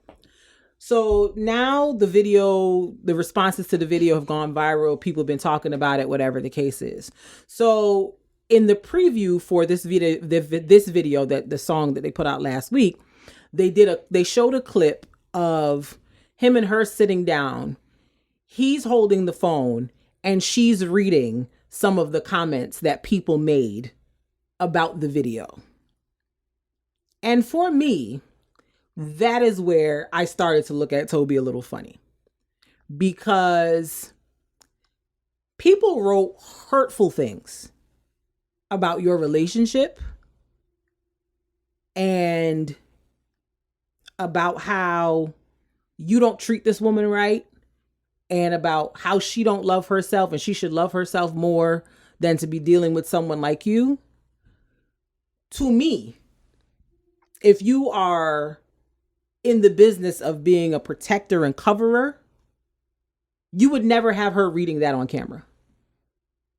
You, as the husband, the person who made the offending statements, because people aren't mad with what Fat said in the original video, they're mad with you. Okay. So what I feel should have happened is that he should have made a statement himself, Fat excluded, saying, I realized that I did not do my best in covering and protecting my wife in that moment. I apologize for not choosing the right words and handling her in a better way. But I don't know. So I don't feel like she should have been sitting there reading the comments. I hear what you're saying. I know she read them in real life, obviously. But I don't feel like in the video presentation, she should have been the one reading it out loud while he's sitting there holding the phone. I would say that if both him and Fat felt like there was something wrong with the initial video. Fine. But again, for her to be reading and verbally responding to what people are saying while he is sitting there holding the phone looks nuts. Because the problem that people had with the video wasn't anything that she said. It was what he said. I got it. And again, it looks bad if the argument is people feel like you don't treat this woman in the right way, XYZ, and that you find opportunities to like downplay her. It looks bad for you to have her, optics wise, sitting there reading the comments that people have made while you sit there with no comment. I hear you. Like, that looks bad. But once again, this is this perception that they felt like they did anything wrong. It's not about felt like did anything wrong at this point. It's about, because if they feel you left your wife open in that moment. Your words led to all of this conversation and comments. Okay. So if you're going to respond, you should be standing on your own too, responding and saying whatever it is you want to say, whether you want to say, I didn't handle it right, I didn't use the right words, or leave us alone. I feel that way. I don't feel like she should have been sitting there reading the comments like, oh, because like literally she was reading the comments like, oh, he's ugly, da-da-da-da-da, Fat needs to love herself. Like, she didn't need to read that in front of me. I feel to get the point across of. I feel that way, that he said it, he should have said it better. Yeah. He doesn't. And that's fine. We're just talking about what should have happened. Correct. Well, yes. That's what we're talking about. We're talking about what should have happened. Correct. I get what should have happened, but like the only way that would happen is if when those comments happen, him, Fat, and whatever team looked at it and was like, this is a bunch of nonsense. Anybody who feels this way, there's something wrong with them. There's nothing wrong with what we did. Mm-hmm. Their responses make sense. Because they're just like, that's foolish. That's fine. But what I'm saying is, you in that situation, you again put your wife in a situation to where she looked kind of dumb to somebody. Correct. And like you should be trying to avoid doing that. And then when the video came out with the song, it was just kind of like he was rapping and doing whatever he was doing. And then at the end of the video, she spoke about people being triggered and needing to get healing. And I was just like, I don't like that. I don't like that. Like, I don't think that, and I mean, I guess this is why you should like, just look at people married business and leave it where it is. But at the same time, like, there was something that rubbed me the wrong way about you're triggered and you need healing language. I'm like, yes, people may be triggered. We yes, they may need healing, but it gave very much like deflection from the very real, like, concern that people expressed. Because to me, again, I don't feel like it was like malicious.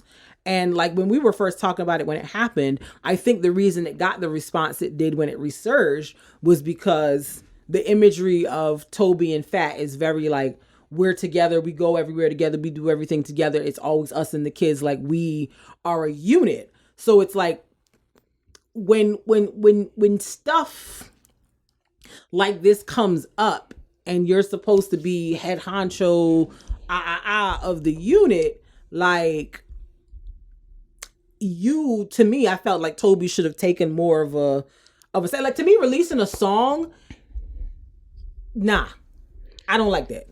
What they should have done was the same way you sat down and had an interview and she was twisting your hair and doing whatever. Y'all could have sat down and did an interview, whether it was hair twisting or not, and you verbalize, just like how I'm talking right now, like what the perspective, thought process, whatever. Like, just it depends on what their goal is. Exactly. Maybe their goal is just to be like, whatever. Because to me, after watching the video, I was like, if y'all was going to do this, y'all didn't need to respond at all. Yeah, but y'all could have just left this alone. Once again, honestly. It depends on what their goal is. Like, if their goal, once again, if they felt, once again, that they did nothing wrong, they had the conversation, they didn't feel like anything was happening, they didn't feel like they addressed anything incorrectly. Right. They just thought people were just talking crazy. Right. In the comments. They like everything that people were saying.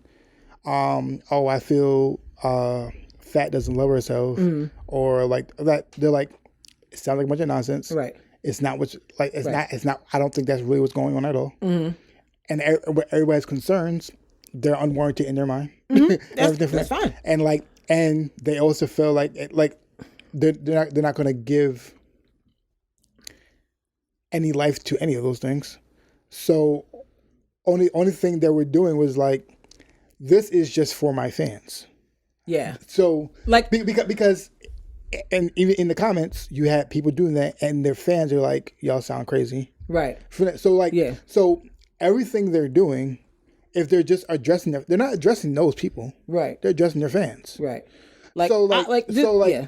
And if someone takes that and doesn't like their response, they're like, okay. That's fine. Yeah. That's what I'm saying. If their goal was to be big like certain other people, then that's a different conversation. We can talk about that. Yeah, because I don't think that's their goal.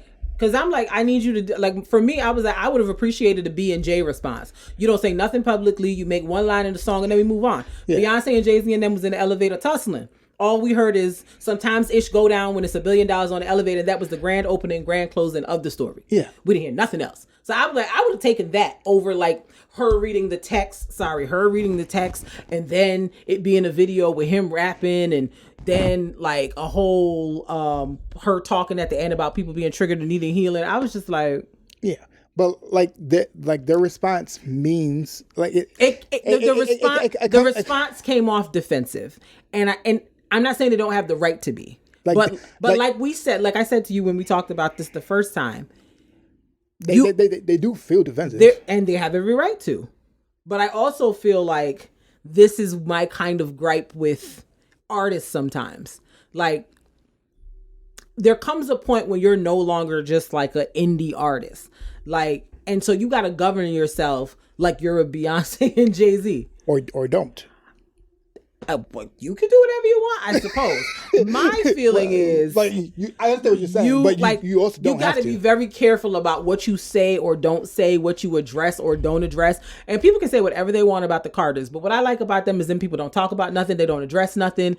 It happened and they move on. And so it's just like, I feel like that's the energy I need Tobe and Fat to be moving on. They don't want to move on. It's what I want for them. I know they can do whatever they want, but what I want for them, because to me, I felt like this situation distracted from like the fact that he had a monumental tour and the fact that he's been nominated for 3 NAACP Image Awards. Like, I feel like this whole thing clouds I get it. The accomplishments and the rewards of the work that he's done, because he literally started from the bottom doing this rap career, and now it's like he was on the BET Awards and a lot of the established artists were like, yo, that was the best performance of the night. Like, a lot of people now know who he is, and he's getting recognition for the hard work that he put in 5, 6, 7, 8 years ago. And it's just like, you don't want something like this that's like probably to them irrelevant at this point, distracting from the forward movement of what's happening with you now. And so I feel like this whole thing, like the way it was handled or not handled, in my opinion, is now distracting from that. And that's why I feel like I wish they, like artists like him, like when they start getting to this point where they're just on the edge of like being like huge, you got to start cartering. Whatever the Beyonce and Jay-Z class is, they need to put that in an artist development at a label or something. Whatever that class is that they are putting on for us when it comes to responding or not responding to stuff, that's what I needed him to do. But I also understand that is in response to that. Because that, like, when he started getting big is like, because like it's not like something happened recently. They brought back up what happened. They brought back up, yeah. So like, so why you ain't out here scrubbing the internet, my guy? That's what everybody does. Well, that's not their branding. Their branding is not scrubbing the internet. Well, and they need to be. Yeah, that's not their branding. If it ain't, given how this blew up and became a thing, they better start scouring that internet and seeing what's up there. They're not going to. They need to. Otherwise, they're going to be out here perpetually addressing a bunch of things. I'm just letting you know that they're probably not going to. But they should. Yeah. That's all I'm saying. In the midst of this whole situation too, like the internet sleuths figured out that something happened between Nell and Tobe and Fat. And I'm just like, because this new song that they released also sounded a little interesting to me. I was like, I don't like this, like sonically. Like it wasn't giving anything for me. It was just there sonically. So it's not a song I would ever go back and replay again for any reason. And then when somebody was like, oh, well, you know, Fat and all of them unfollowed each other, it don't seem like they fool with each other no more. And then when we checked the credits on the song and realized Fat didn't produce it, I was like, well, Nell, didn't produce it. I was like, so what all going on here? So it's just very interesting in the Tobe camp over there. Long story short, they could have kept that video and that song. They could have kept the whole thing. Yeah, I didn't need it. But I also, it didn't do anything for me as a fan. They could have kept it.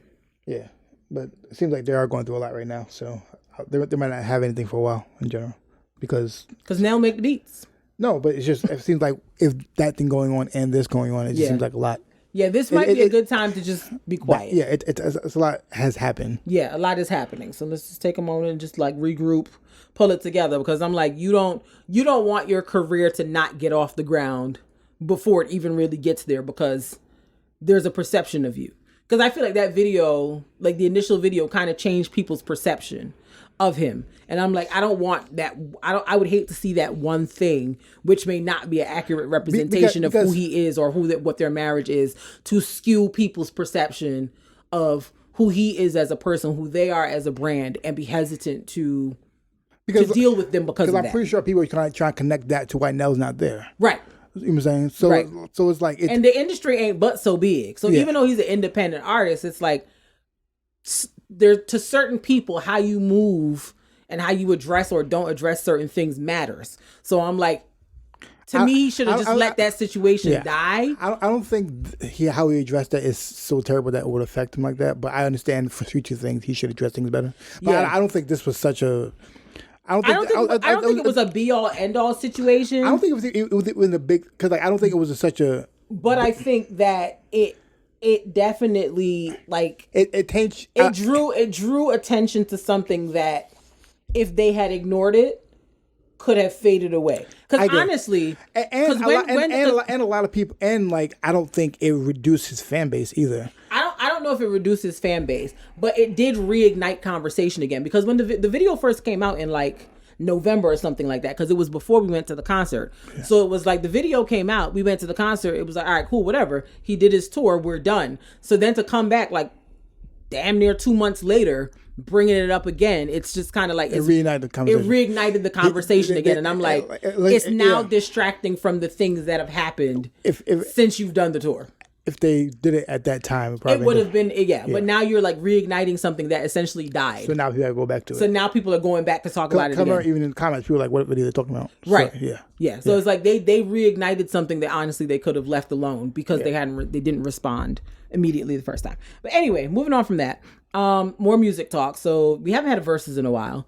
And on the internet, I guess Dr. Dre posted something like, who can battle with Eminem? And Swizz Beatz replied, Busta Rhymes. And I need everybody to stop the crack smoking right this minute.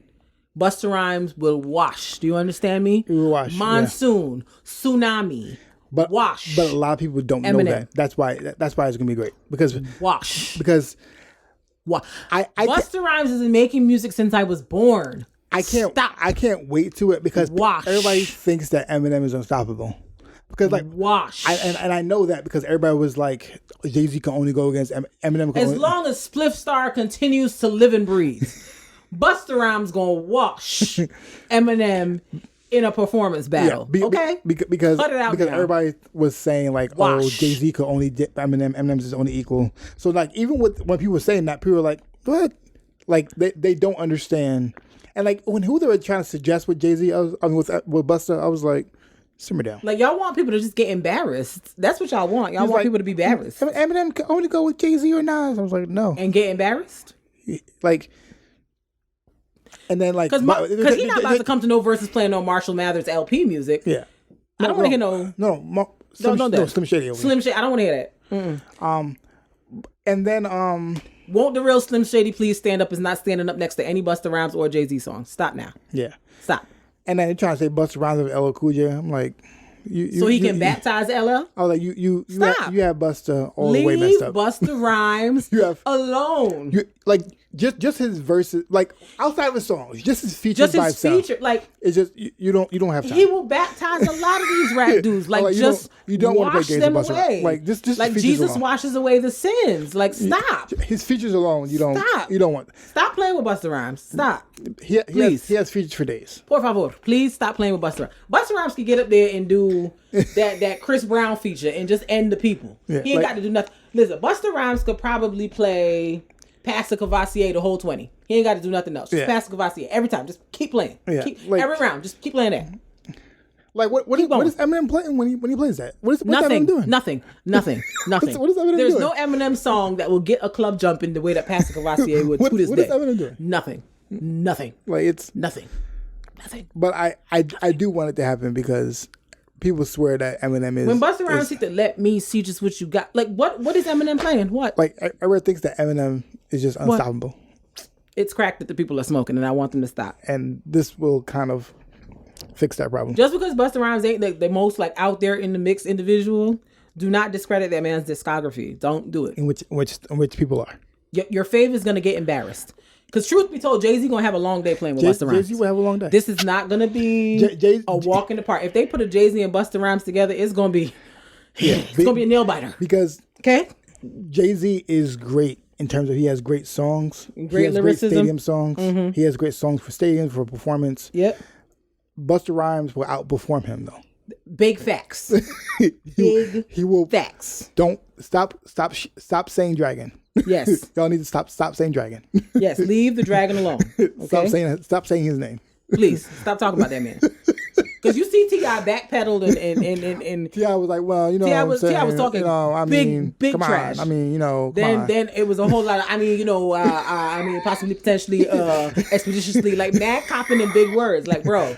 Like you knew Busta was gonna wash you. No. Like stop playing with Trevor. Yeah. First of all, you can't play with no man named Trevor. A man named Trevor can't be played with. Yeah. Trevor coming to wash and shut down everything. Leave that man alone. Leave Trevor Smith alone, please. I beg. Leave Trevor alone. Trevor would dead some of y'all. Okay. Trevor will have y'all in there shook. Stop playing with him. All right. Yeah. Leave him alone. It's 142. Yes. Busta Rhymes put out an album 2 years ago that got bangers on it. Like, I had to bust you. What are you girls playing to top that? What? Yeah, y'all play too much. Just leave him alone. Leave Busta alone. Wait, that and he was on the Tribe Called Quest album. The amount of people that Busta Rhymes could bring out to entertain the people, like stop. He has that song. Stop. With Q-Tip. Yes. That Kanye West and Lil Wayne are just in the background. Yes. Like Busta Rhymes has the hits. Don't play with him, please. Leave him alone. Leave him alone before you come out here and embarrass y'all. Don't do that. Because some of y'all gonna be really embarrassed. Y'all just like how people thought Keisha Cole was gonna watch Ashanti in that verses, and then they had to walk it back. Like, you know what? My bad. I did not realize Ashanti had what she had. My bad, y'all. That's what y'all gonna be doing. Because Busta Rhymes will come out there and Jada kiss somebody, and I don't want that for anybody. I don't want to see that happen to anybody. So let's not. They also said there's rumors of an Anthony Hamilton and Musiq Soulchild versus. I just want y'all to know Musiq is winning. There's no conversation. Musiq had us in a chokehold from like 2000 to about 2008. Stop. Anthony Hamilton should stop that. Yeah, Anthony and that struggle beard, as per Tobe, should stop. But God bless. Yeah, like Busta Rhymes has 5 rappers turned him down because they don't want the smoke. They know they about to be embarrassed. They know.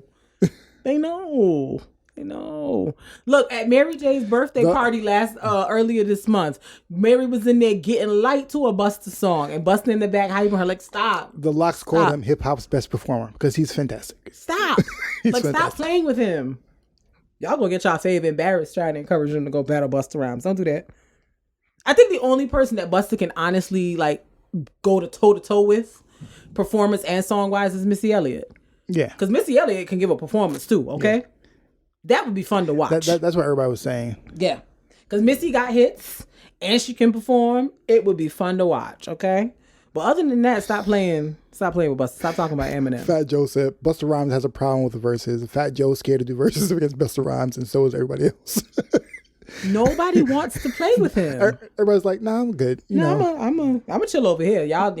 Listen, nobody wants to start because Busta. First of all, Busta has songs with everybody. Yeah, everybody. Busta Rhymes is always like I remember for like the last 2 years, he's kind of like, "Hey, somebody who wants to do this, anybody." And everybody's like, you know what? I'm booked. Anybody I'm ready? Anybody? I'm booked. I'm busy. Come on, anybody? I'm busy. I'm booked. And everybody's like, let me say. It's a whole lot of pleas being copped. Whole lot of pleas being copped. And I remember that T.I. thing because T.I. was like, I can do anybody. Busta Rhymes, how about me? He was like, T.I. was like, we don't actually, possibly, potentially, I was like, look at you backpedaling.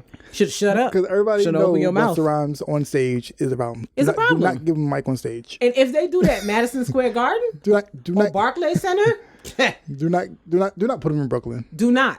You need to put him in a different state. Because Brooklyn is coming outside. Put Busta Rhymes in Detroit. Yes. Do not put Busta Rhymes in any New York location. Do not do it. Do not put him in there. Because the Brooklynites is coming out. The Jamaicans is coming out. Like the people, the Long Islanders is coming out because Busta Rhymes went to Unionville High School. I'm like. He's gonna play Annie up. Like it's just he could press play on that 20 times. 20 times. And what would you come with? What? Just leave him alone. Leave him alone. Don't embarrass yourself. I think at this point we honestly should stop talking about Busta Rhymes versus it's never gonna happen. Yeah. Because no one has the cojones to stand next to him. I think he just won just based off the fact that no one was bothering him. Everybody's backpedaling. Everybody's like, so you know what? I think he might be the king just based on the fact that nobody wants to go against him. Because everybody talking about Jay-Z. I'm like, Jay-Z gonna have a long day playing with Busta Rhymes in the verses. He gonna have to choose them 20 songs very carefully. And he gonna have to bring Beyonce out or something to give him some edge because Busta on the low may wash him too. Or the high. Depending on who you ask. So, speaking of music, I don't care anything about the NFL and this Super Bowl, but that halftime show, have y'all seen the commercial for it? They got Eminem, they got Snoop, they got Mary, and they got Kendrick Lamar. And I just have to say this. If Mary don't do nothing else, she gonna look rich. In that commercial, the amount of outfit changes Mary had, and every time she stepped out, she just looked like money. And I said, you know what? That's all I want out of life. Is to be Mary's age and to look like money every time I step out. Those are my goals. I don't know who the stylist was for it. I don't know if it was the homie Jason, but if it was, kudos to you, sir, because she looks rich and we love that for her. But I'll be watching this halftime show because I feel like they're going to bring out some additional people, some surprises because, But apparently they say Mary's only doing one song. I'm like, we need a little medley. She gotta figure out how to squeeze in, 3 or 4 so we can get a little 3-4 minute medley. But we'll see what happens. But I'm excited to watch this Super Bowl halftime show. Because some of these artists they've had in previous years I've not been that interested in. But I'll watch this. I'll get into it for sure. Definitely. So yesterday but today's Sunday. So by the time you hear this, for people who are listening on the regular streaming services, it'll be a few days. But this past Friday and Saturday, Lifetime did a 2-part documentary on Janet Jackson. And I think this is one of her first public like interview, like just Janet talking to people in general in a minute. And we learned some things. Number one, Janet Jackson did not want to be a singer or dancer or entertainer. She wanted to be a lawyer. And Joe Jackson cracked the belt and said, nah, you gonna sing and dance like your brothers. And, you know, I guess thanks, Joe. The other thing we learned is that Jermaine Dupri is easily the stupidest man to ever walk the earth. Janet Jackson was ready to marry that man and have a bunch of babies. And he fumbled by cheating. So next to the word fumble in the dictionary, Jermaine Dupri's picture should be there. Because Janet Jackson is easily one of the baddest women of our lifetime. And she was with you. Mm-hmm. Arguably. Not one of the baddest men of our lifetime. That was the first one before Nick Cannon and Mariah Carey. That everybody was like, yeah, everybody's like, wait, how did y'all know each other? How do they know each other? And Janet, that was the one where it was all like, it was those two couples. Everybody was like, what's happening? Like, what is this? Who did this? I think Nick Cannon. I think that's when everybody was like, all right, this is getting out of hand. It's getting out of hand. Yeah, but Janet and JD did confuse the people because it was like Janet Jackson is like Janet Jackson. How does Jermaine Dupri even know this lady? How does he? Who introduced them? Who did this? I think after Nick Cannon and Mariah, everyone was like, all right, so corny dudes can get anybody. This is anybody. They don't have to be attractive. They don't have to be any of those things. They just are out here. Yeah, I was like, no, this. Yeah. So yeah. JD fumbled the bag and somehow not fumbled the bag, but just fumbled the whole relationship because Janet loved her down some him, but he cheated and Janet said, "Well, I gotta go." So idiot boy. You can't change Janet Jackson. Idiot boy. I done sitting in my door. I done sitting. You can't cheat on Janet Jackson. Yeah, can't cheat on Janet Jackson. It's not okay. She boogied. So you know, JD, he's probably watching that documentary like, I'm dumb, and you'd be right. She also said in the documentary that she wants us to forgive Justin Timberlake and take our foot off his neck as a black community. We love you, Janet, but we won't. We're never taking our foot off Justin Timberlake's neck. He's trash. He did you dirty. He did Britney Spears dirty. And he be out in these streets moving wild like a non-married man. So we're never taking our foot off Justin's neck. He will never be forgiven. The black community is not letting it go. But we appreciate you trying to save him. Thank you so much. Speaking of Nick Cannon, I was just scrolling on the socials today, and apparently Nick Cannon is expecting baby number 8. I'm like, Nicholas, what does Nick Cannon know? That's what I'm really trying to get to the bottom of. Because I feel like I've been talking about Nick Cannon expecting babies for like the last year. What does Nick Cannon know that he's not telling us? What Nick Cannon... Because he keeps having children. What is happening? I know I said he's corny, but Nick Cannon's like, y'all gonna stop calling me corny. Because your girl probably be with me.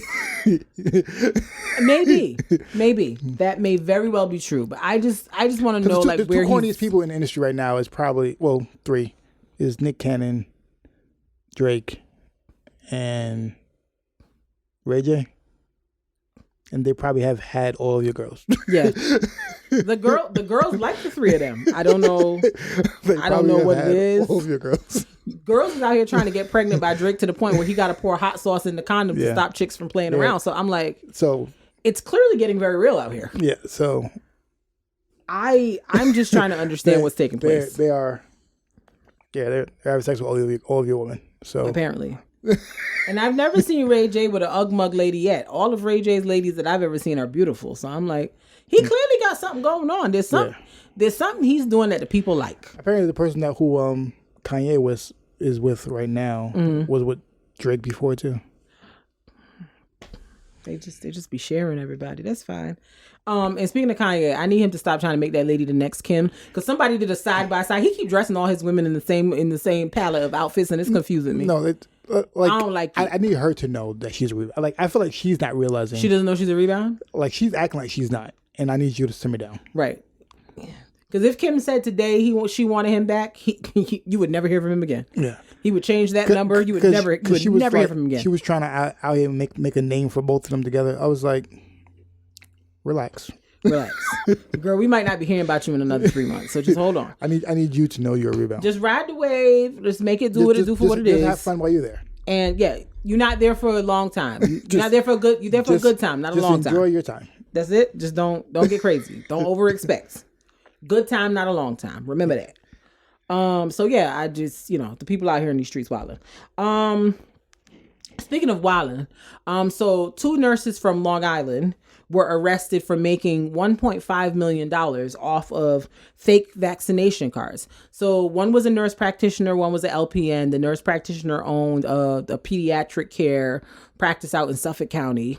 And apparently they were giving fake vaccine cards. They were charging, I think, $220 for adult fake vaccine cards, $80 for children fake vaccine cards. And then they were entering falsified information into the New York State database. So I don't know who caught on first, whether it was New York State or the neighbors, because the report, I guess in the shopping center or the commercial area where they have their business, some of the other neighboring businesses started noticing a lot of foot traffic and was like, well, what all going on over there? So they haven't really explained in full detail what happened, but long story short, the people figured out that they were over there making fake vaccine cards and giving them to people. And so they had made $1.5 million in the span of 3 months off of fake vaccine cards. Firstly, I'd like to say 3 months and 1.5 mil. I'm lazy. I'm a bum. I'm not doing enough in my life to where I've made 1.5 million in 3 months. So I clearly got to come up with a hustle to get to the bag in the way these people are getting to the bag. Also, they found $900,000 in cash in one of the women's house that was arrested. And it was stored in NYPD issued helmet cases. Why? Because the woman's husband was in the NYPD. So now he's under investigation about any potential involvement he may have had in this scheme. I saw a very interesting theory on the internet that she was probably supplying vaccination records for NYPD and possibly FDNY and other New York City municipality officers. Because if you remember, there was a vaccine mandate for them that they had to all be vaccinated by like October 15th or something like that of last year. So it's like, oh, you got the money stored in NYPD containers. Your husband is in the NYPD. How many of these allegedly vaccinated police officers purchased cards from you? So I'm sure this investigation will take a very interesting turn, and I would like to see what ends up. What I find interesting is that both of the women who were doing these fake vaccinations were released on bail. And this is one of those situations where the no cash bail law is, working in the favor of someone who's not considered a threat to society or danger to society or whatever the case is. But I just want, when people, particularly of the not black persuasion, be arguing about why this bill is a bad idea because it puts criminals on the streets and they protest these 2 chicks too. Protest them. The same energy with which you protest the black and brown people who be getting released as a part of this no bail situation, protest them 2 women too, because they're menaces, okay? Menaces. They were out here charging $220 American dollars for a vaccine card with falsified information per person and charging $80 for children. Meanwhile, the vaccine is in and of itself is free for people to get wherever they have to go and get the vaccine. Those 2 are menaces. And I'm not going to sit here and pretend like just because their crime was non-violent. Nah, they some menaces. So if we want to talk about them letting dangerous people out on the street, them some dangerous people out on the street, because what's to stop them from continuing to do this while they're out on bail? I do know one thing though. I hope they were able to invest whatever of that money they were able to hold on to before the people found it, because them nursing licenses is fitting to be snatched. That ability to operate a medical facility probably finna be snatched. So I don't know. They're going to have to figure out, how to make their scamming entrepreneurial schemes more long term, because I don't think you're going to be able to be a nurse and work in the medical field no more, sis. Or sisses. That's all I'm saying.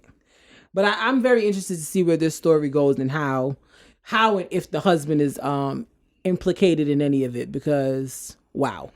And I mean, I know they're not the only people that's doing it. Since this whole thing started, people have been doing fake vaccine cards and whatever. But I'm like, y'all did too much too fast. And y'all probably, I want to know who snitched on y'all. Because y'all could have had a good thing going, but it was just too much too fast. But anyway, The final thing I want to say about like just news in general. There were 2 NYPD officers that were killed, I think, last weekend. Their names were Justin Rivera and Wilbert Mora. They were responding to a domestic incident at an apartment building, and the 2 of them ended up getting shot and passing away shortly thereafter. And they did funerals for, I don't know if they did one for Wilbert Mora yet, but I know they did the funeral for Justin Rivera last week. And, cops came from all over the country. It was, obviously NYPD, Suffolk County PD, Nassau County PD. Like, people came out to support because they were both young men. They were both in their 20s. Justin Rivera was only 22, had just gotten married, had a small child. And, it was just very sad, that a young guy, like, lost his life, doing his job in a situation where you wouldn't expect, like a domestic situation in an apartment. It's not the safest of situations, but you're not expecting that you're going to end up getting shot and dying from something like that, as opposed to you trying to break up an armed robbery or something. So, as you can imagine, his funeral was at St. Patrick's Cathedral, I believe, which is like one of the biggest churches in New York City. Certain streets were blocked off because, there was a parade and blah, blah, blah, blah, blah. So it was kind of irritating or annoying to get around the city around the time that this funeral was happening if you had to travel certain places because, like I said, streets were blocked off and certain areas were crowded, whatever. So this woman who was an actress in a theater company basically made a statement like she doesn't understand why we have to be inconvenienced over a cop being dead. Cops be killing people all the time and nobody cares. And I'm like, I kind of understand the sentiment, but like just too soon. So she like, yes, police officers have killed people. Yes, that is true. That police officer in particular didn't kill anybody. He had literally been on the police force for like not even a year.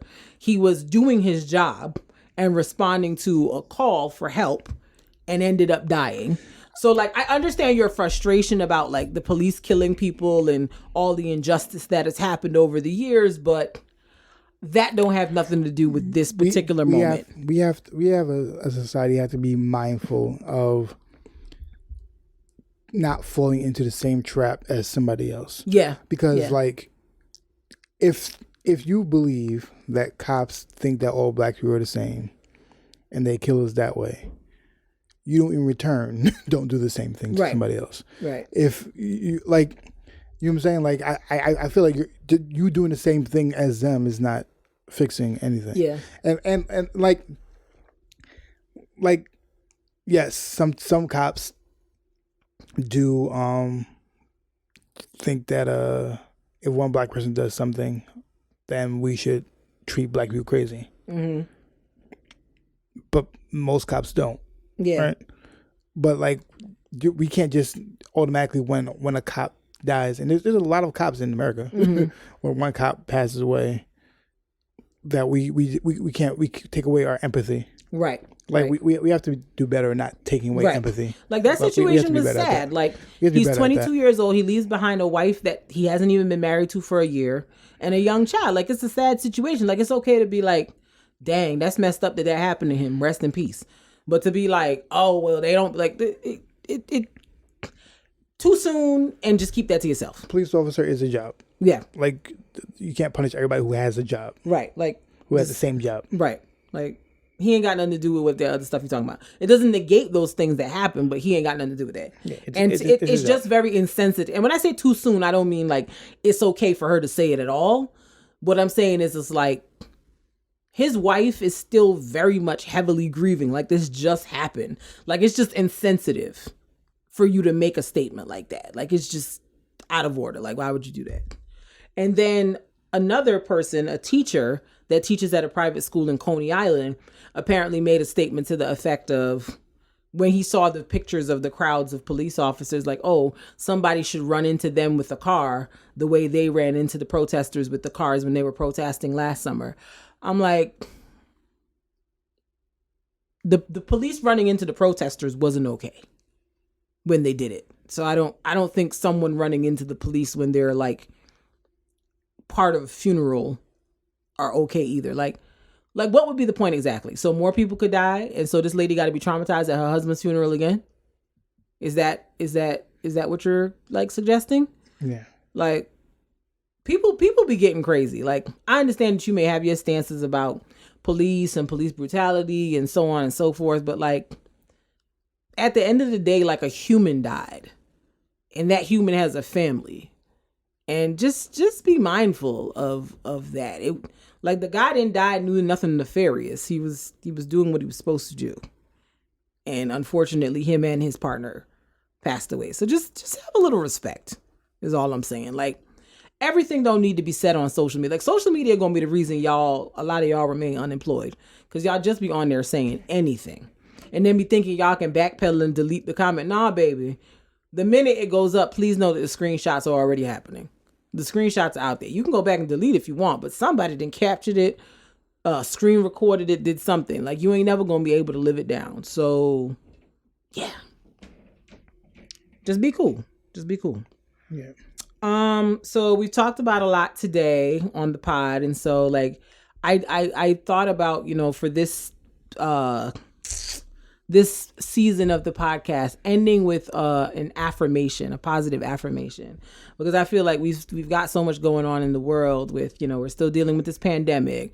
We still, working from home and limited on what we can do and where we can go. So I just want to end with an affirmation that I hope like everyone will, it's short. I hope everyone will take it to heart and like, just repeat it to yourself over the course of the week. So this week's affirmation is from Audre Lorde, the author / poet, who I also believe is half Bayesian. Bullet.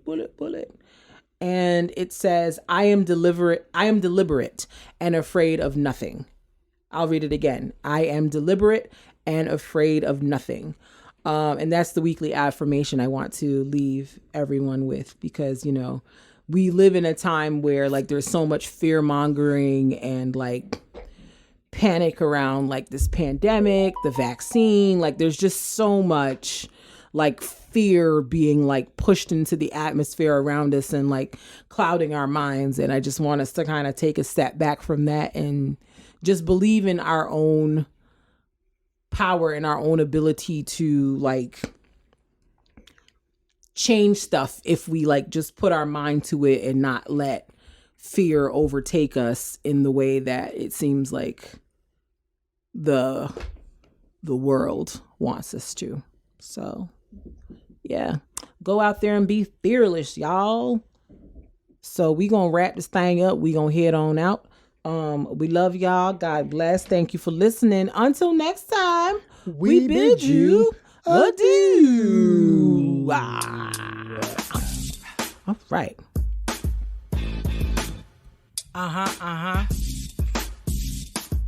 Yeah, boy. Yeah.